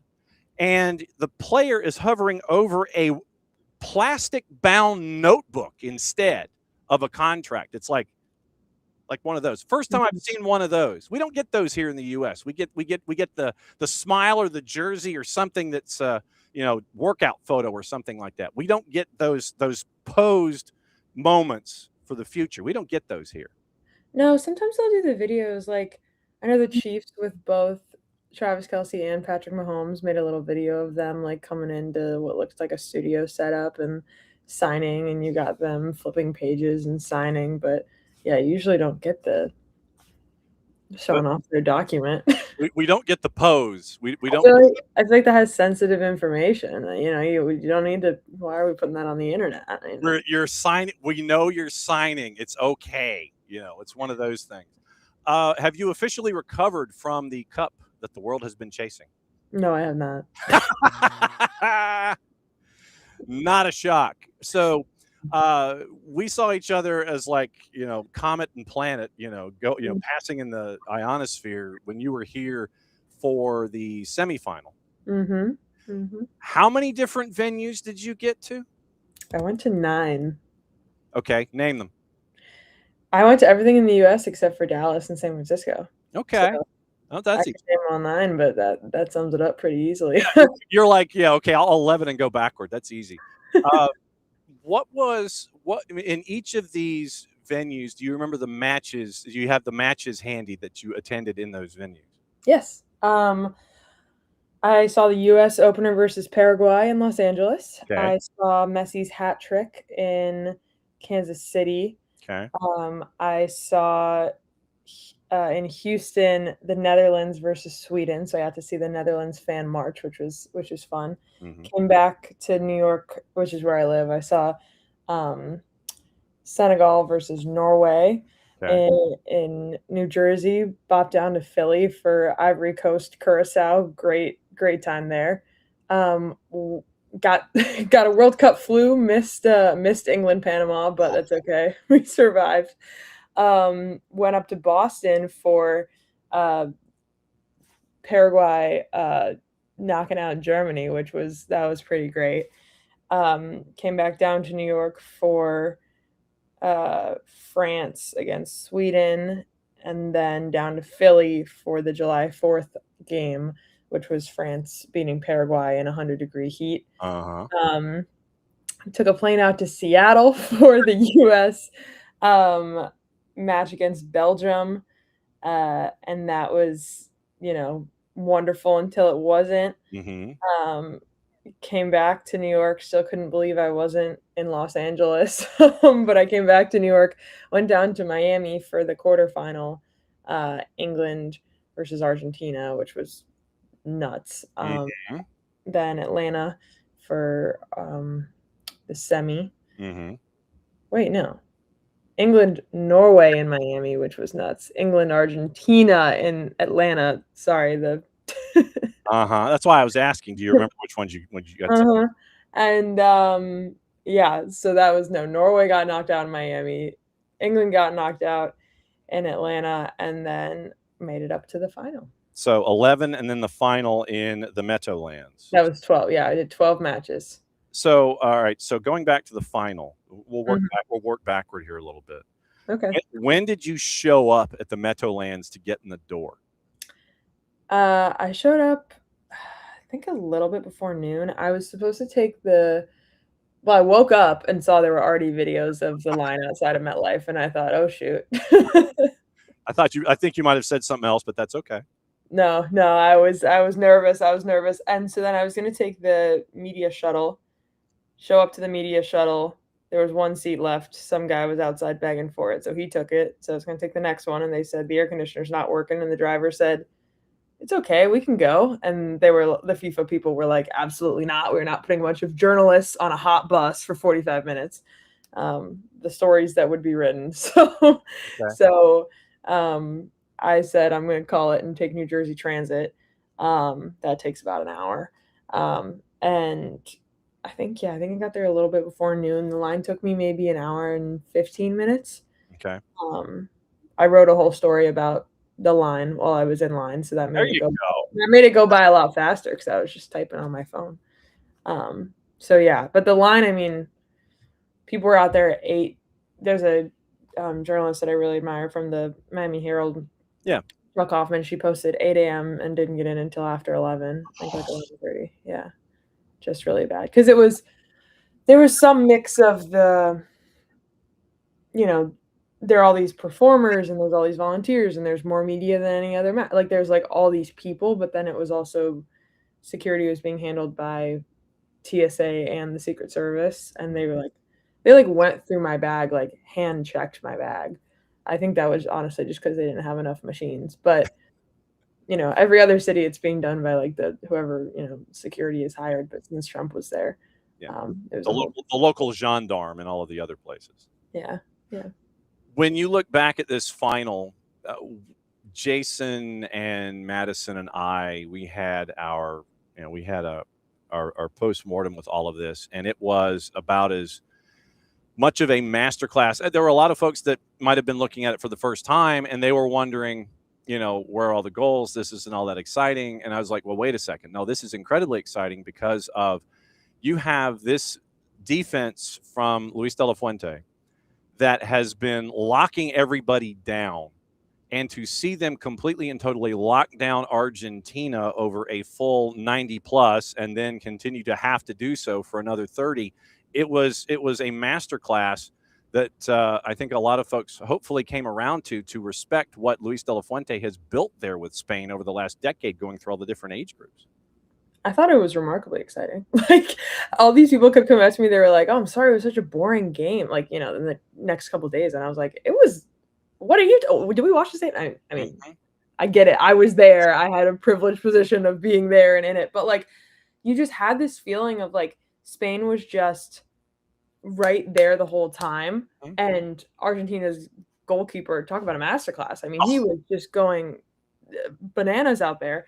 And there was this feeling of like, especially because I had seen Argentina do it, in Atlanta. You've seen them do it against Switzerland and Cape Verde, like that they just have these, like some kind of dark magic with this come from behind, like win that they are able to produce over and over and over again. And you were like, it was, sorry, a bird just landed on my window. That freaked me out. You a live studio audience. There's nothing wrong with that. Yeah, exactly. He has thoughts about the match. You kind of felt like, oh, it is Argentina. Like watching it and watching what Spain was doing and how close they were over and over and over again. You were like, they have been the better side for sure, and you were just kind of nervous the whole time that Argentina was gonna find a way, that they keep finding a way, and that Spain was gonna have this, as you said, masterclass of a game. but then still fall to some like crazy, Argentina's going to find some goal and that's going to, and you just, not nervous, whatever. But that was the dynamic of like that I felt when I was watching it, of just seeing like what is going to happen. And that just extended for so long. I think a lot of the matches that I went to, I mean, I'm there to work. I'm working. I'm writing. I'm not really like, I'm plugged in and aware of what's going on, but I don't really get to watch too much necessarily. Like I'm watching, but I'm working. And this one, you couldn't really write, like, because I'm writing about the business side and stuff. I'm not doing every single touch and every single goal every single touch in my articles. And there wasn't goals to write about. There wasn't, like I would write sentences about like kind of the momentum, but it was like I had to just sit there and watch and let it unfold. And so that was exciting for me because I probably got to watch more of the final than any other game of the tournament. So I enjoyed that a lot. And I mean, when you look at all of the different venues and cities that you were able to look at that were host cities here, it was, I guess, when you look at how they were hosted, what was your feedback on each of these individual markets and how they hosted and embraced not just the matches themselves, but the World Cup experience and how the cities reacted and all of this? It was like wildly different. And also sometimes I would be like in the thick of it in a way that like, in my neighborhood in New York, I'm not in the thick of it. So it's like completely a different experience where I was staying or what I was doing. Like, Kansas City and Houston and Seattle and Philadelphia and Atlanta, those felt like complete takeovers in a way that I didn't really get that in Boston and New York and LA. But then again, that could have just been where I was staying and what I was doing. Well, I mean, with Boston, it was difficult because you're in Foxborough, which is detached from the entire process. Yeah. And you're trying to sit there and say that it's a Boston thing when it's halfway between Providence and Boston, and it's just kind of, I mean, a lot of cities, Atlanta's lucky. Like a lot of cities, I was on the bus for an hour or more either direction, like Kansas City and Miami, either just because there's not really a ton of public transit or you can't walk or the traffic was just so bad, or it's, like Foxborough, just so far away. Same as Miami, same as Dallas. Like, the cities where the stadium is in the city, like Atlanta, Philadelphia, Seattle, it makes a huge difference. I mean, I probably didn't have a better atmosphere. I don't, there's so many amazing atmospheres, but like, an unbelievable one was walking to the stadium in Seattle for that US Belgium game. Like, it was this gorgeous, gorgeous summer afternoon, and you have everybody out in red, white, and blue, and there's bars and restaurants and parks and beer gardens and the waterfront, and the fans are singing and dancing, and they're going to do a march, and you're walking past all these people, and they're all in like their stars and stripes, and there's food trucks and vendors and all stuff. And it was just like, you don't get that when you're taking the Uber for an, I didn't Uber, like if fans are taking the Uber for an hour, if I'm taking the bus for an hour, like it's a completely different atmosphere, and each has their, pros and cons and all that.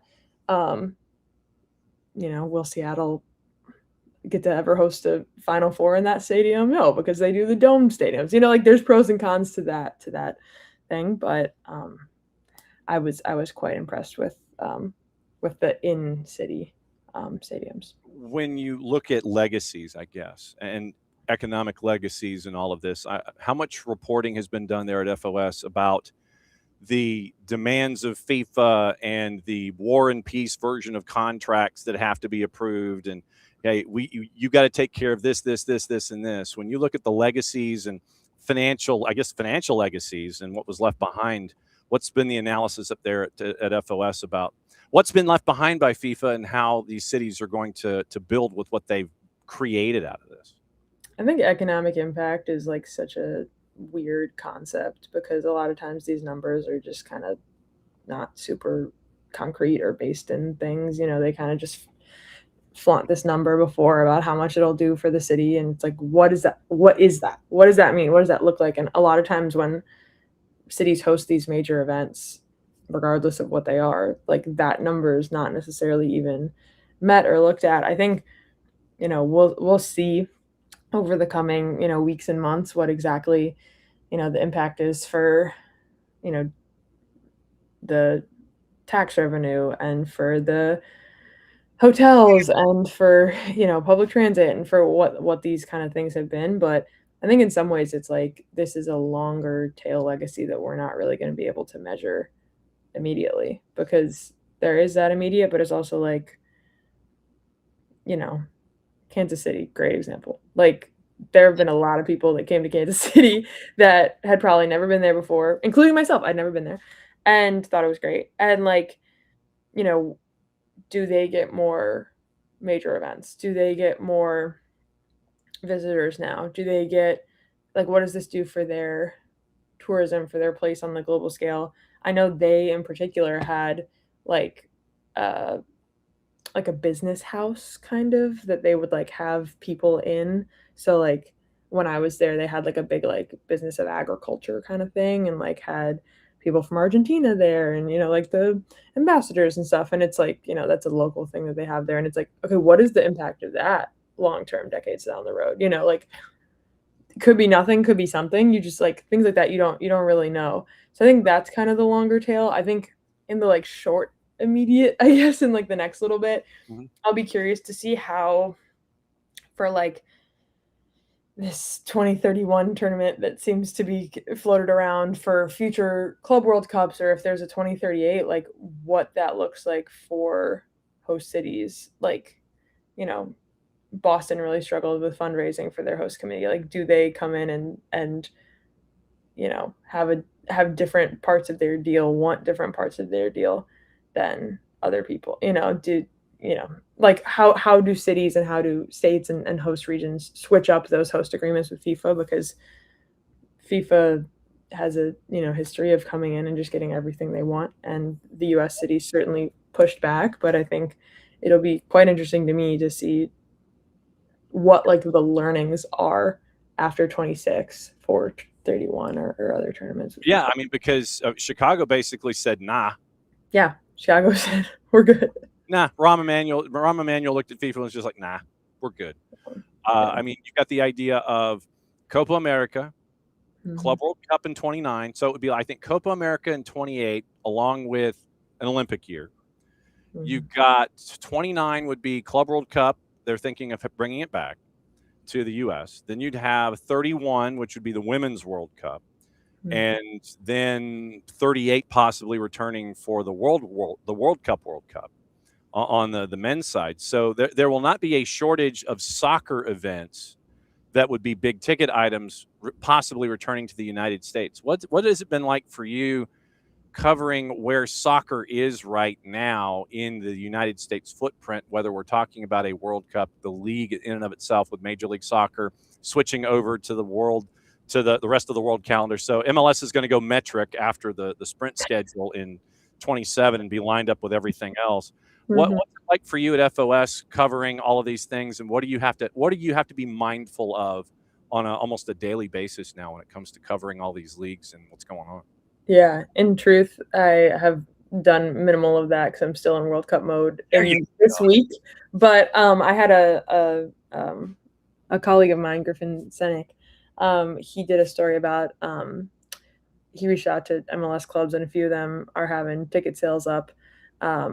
Obviously, United has a completely different model than everybody else. And United, what United also did was they did an invite a friend thing, and that they ran out of the promotion. It was so well received, trying to bring folks in the door. It's like, well, shoot, we've run out of tickets for this promotion. So United doesn't really have the same problems as other clubs when it comes to attendance. But yeah, I think Philly was up like 200 something percent. There was another one that was up 100 something percent. I'm forgetting which club right now. But some are seeing better attendance, which is great. I think it'll be very interesting to see. I mean, we saw like the Premier League yesterday was rolling out these like watch parties, and somebody was texting me about their teams in New York and whatever, trying to market it. I think it'll be really interesting to see like coming out of the World Cup. I think there'll be some of both, but like, does this make somebody want to go see their local team, men's, women's, college, whatever it is, or does this, oh my gosh, I love Erling Haaland, I love Jude Bellingham, I love these stars that you kind of latched onto during the tournament. You buy Manchester City and Real Madrid jerseys, and you're waking up early for those games, and that's where your soccer fandom lives. And I think both are totally possible, but I think there's going to be a huge boost for Europe.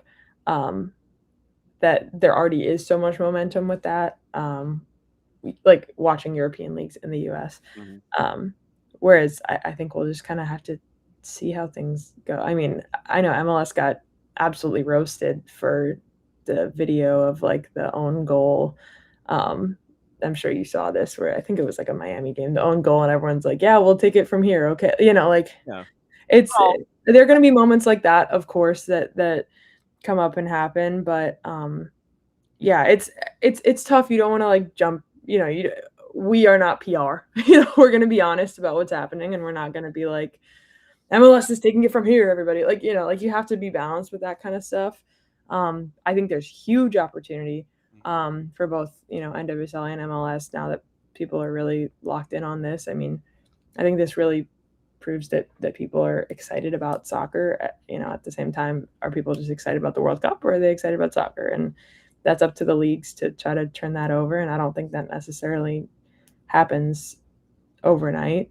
But I think there will be a bump from this that we'll be able to tell years down the road, and I guess we'll just see how big of a bump it is. Yeah, and I mean, for Major League Soccer, I can understand not wanting to buy space on a network that really doesn't carry a whole lot of your games, and it's not your primary provider in some aspects. And so I can understand why you wouldn't want to go down that road in the tournament.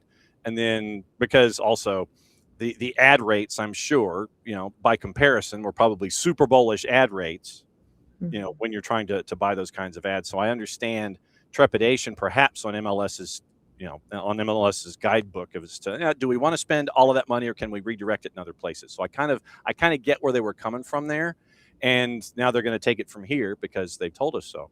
I think it's an interesting dichotomy that we have, but I think you can do both. I think that you can support your local teams, and I think that you can help raise those boats in the tide and get up early on a Saturday morning. Make an entire day of it. You start your day with your favorite club overseas, then you change jerseys, you swap out, you go to your tailgate for your local club, regardless of level and location. Make a day of the whole thing. Just have a doubleheader. Why not? I honestly think that, like, with not having the season flip over right now, it's kind of tough in the sense of like MLS coming back mid-season and whatnot. I think that like in Chicago and in Orlando with these new players coming in, with Robert and Antonio, it's like I feel like that is just adding even nationally more excitement, where like thank goodness they're there, because like that's like the thing that feels new. That's the thing that feels like, oh, like let's see what this is. I want to tune into this. This is different. This is new. I think that's what's kind of I think if there was something new and flashier, that could have helped, and I think it's helping a lot at least it seems from my perspective, from a national perspective, like it adds that level of intrigue to have. I mean, I'm from Chicago. I know what that means to Chicago to have a player like that come in, and like I think that kind of like newness and energy and intrigue and momentum is going to be kind of necessary to keep people really interested. Okay, so then let me wrap on a couple of Chicago questions, kind of rapid fire. So Kuipers was kind of like, oh, okay, so Lewandowski's coming in. He's like, no, I'm out the door. So Kuipers goes to Monterrey. Lewandowski goes in. Do you think they get Goretzka for do you think they get Goretzka? Do you think they do? I cover the business side of the World I'm Cup. asking the fan here. Did they?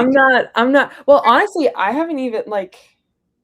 I don't declare. I don't have teams because I feel like then You'll you love have to, all of your children equally. well, you have to put it in your whole bio, and it's like a whole thing, and then it's like, people know, and people are like, oh, she's biased and whatever. I don't want to be. I'm not biased. I'm not. I don't declare. I don't have teams. Okay, well, so then let me ask this: what do you think about Joe Mansueto building in the '78, building the new barn instead of being at Soldier Field? See, okay, I actually do have thoughts on this. So I am a White Sox fan. I will put that out there. Long time, lifelong. My apologies. No, I love it. It's the best thing ever. And I think that it's impossible for me to like think about the Fire there without also thinking about the Sox there, and just how that kind of makes me nervous because I like the ballpark down where it is in Chicago. And so I think for the Fire, absolutely love it. Go for it. That's like a great stretch of land. I think the idea of like the bridge coming from Roosevelt Avenue and the like ferry that you can take to get to the games, like it seems like that's just been an area that's been it's like, it's like a marshland, like it's just kind of underdeveloped right there. And I think having teams in the city is great for everybody, especially if it's not like creating some kind of like emptiness because it was already empty. There's nothing there. So it's not like demolishing something vibrant to put something not vibrant. I think it seems great. I'm excited for that area to have like, a team right there, and it's close to a lot of things. It's easily accessible. Like I think it's great for the Fire to get their own stadium. I think Soldier Field's a really hard venue to play in and like try to fill, and also getting there is kind of tough. It's similar to where the new stadium is going to be, but you still have to walk a long way. I think it'll be great, and they'll be able to do concerts, and I'm sure that there's a lot of like other back and forth, and like I know now there's some public funding in there that wasn't supposed to be in there, and there's a lot of back and forth, but like just on the surface level, I think the team being downtown is a great thing. I still think the stadium is too small, though. I think it's got to be closer to 30. It can't be like 22. Because if you're trying to entertain soccer as a growing sport here in the United States these days, you've got to be closer to 30.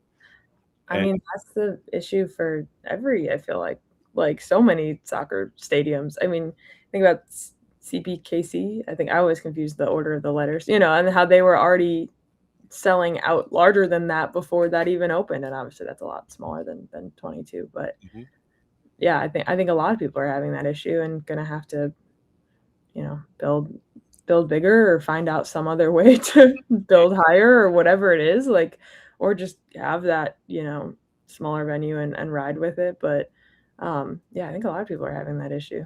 And so what's after you recover, which I imagine will take up probably the rest of this weekend, and maybe into next week. After you've recovered, what are you going to be chasing after next at front office? Guess we'll just have to see. I mean, it's been all kind of World Cup and postmortems, and on the come down this week, and we'll see. I'm gonna go home, take a week off in August, so that's kind of my on the horizon, taking some time. But I mean, there's a lot coming up, so excited to see where it takes me. But hopefully we can get back a little bit more on I was doing a lot more on the women's side before this thing that happened this summer.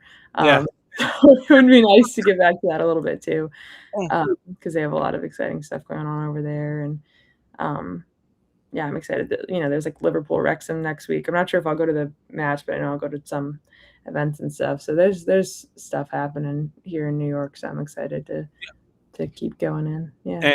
And in the NWSL, let's see, Denver pushed back their stadium another year, so the stadium won't be ready till 28. I think Boston's on the same timeline now, that they're not going to be ready until 28.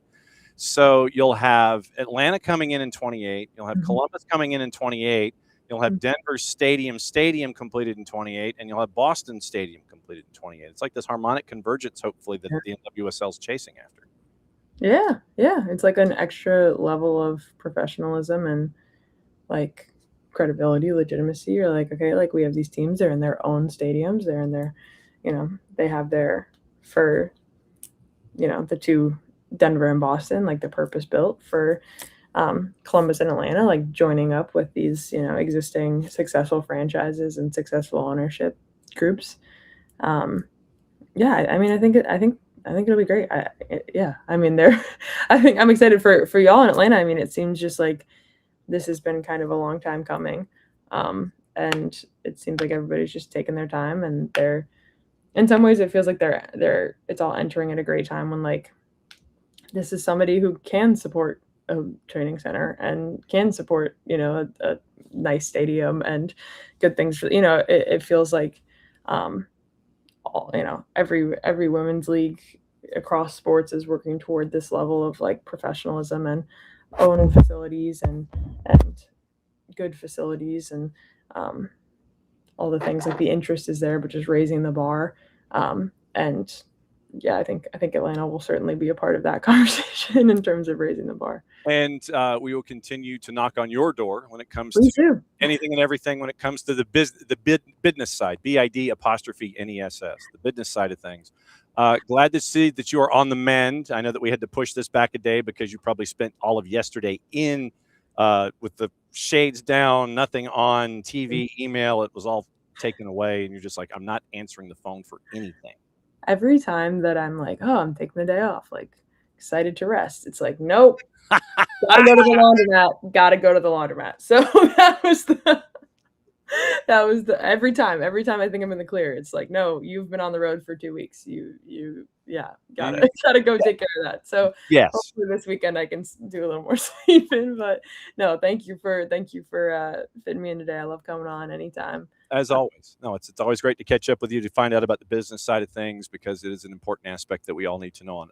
Go continue recovering. It's always great to see you, my friend, and we will catch up with you soon. That's a promise. Sounds great. Thank you, John. There you go. Margaret Fleming from Front Office Sports. She's going to go, collapse on a sofa or something.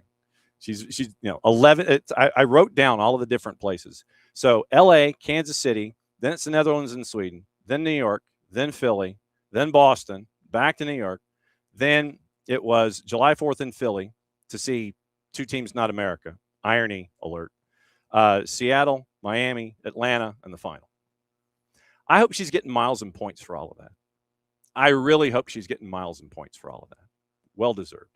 And it's always great to catch up with Margaret and find out what's going on up there at Front Office Sports, because business side's important. We got to know about it. So hopefully she continues to recover. And yes, Bart, without question, it is much better than Bridgeview. Yes, the 78 will be much better than Bridgeview. Better home than Soldier Field. Yeah, because it's cavernous. It is cavernous. Absolutely cavernous. And yeah, 31 for the women's. Then you're going backward, 29, 28, two things in 28, 1 in 29, 31 for the women. And it's going to be completely out of control. So let's see. I think we might have covered everything. We did the gossip. We did the rumors. We did the innuendo. We caught up with Margaret Fleming, caught up with Dax McCarty in Cape May, New Jersey. And he's getting ready for his action that he's got with Evan Weston, with Nashville and Orlando. He's got a good one on Saturday. And obviously also with Atlanta. Once again, it's a busy weekend. It is, reminder, once again, Atlanta, it is Five Stripes Countdown at it's got to be at 6:30, isn't it? So Five Stripes Countdown is at 6:30, and then you're going to have the match with Mike and Jason up in what you call it, Foxborough. Pre-game 6:30, 92.9 the game in the Odyssey app. Madison and A we're going to be there. Mike and Jason, kickoff 7:40 in Foxborough, and then it's going to be a full-time report after that.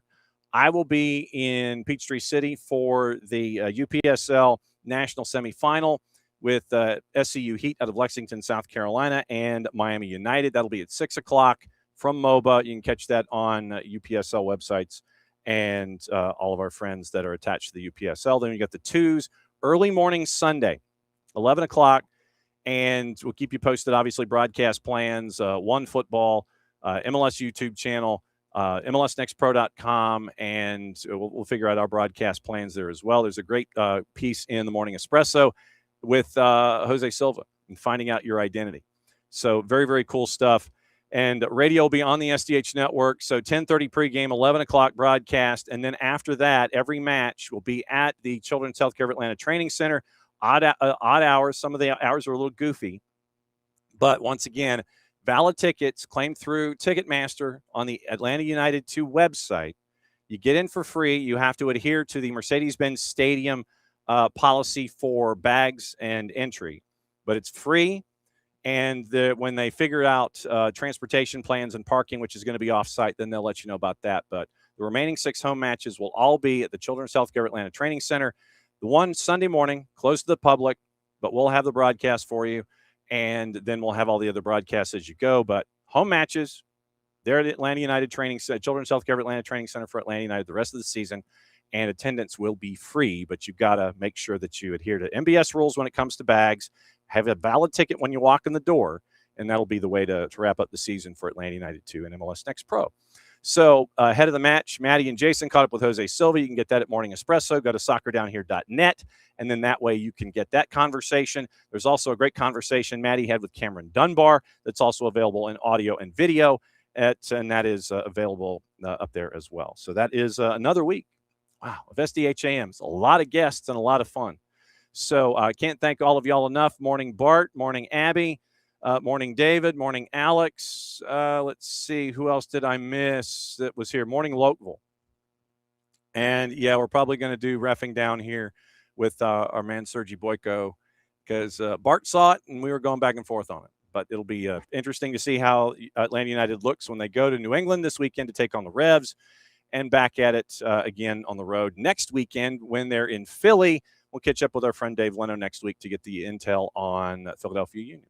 So since it is the end of yet another week, thanks to all the guests and thanks to all of y'all for hanging out with us as you always do. Since it is the end of the week, that means we wrap it up in only one way and one way only. Mucha plot, y'all play it safe. We'll see you around the corner. We'll see you before we know it. The war was on. The keys on the typewriter had sharp points that kept sticking into our fingers. The dictating equipment started asking us questions, and our beepers sent electric shocks just through our body like a cattle prod. Out in the warehouse, the trucks kept banging into the docks, not even thinking about stopping. Oh, our frail bodies were strapped to the chairs, and our chairs were chained to the desks. Our pleas for justice were ignored, and the end seemed near. But we busted our slave drivers' little bitty balls. We've charged out of their brick fortress. The streets are ours.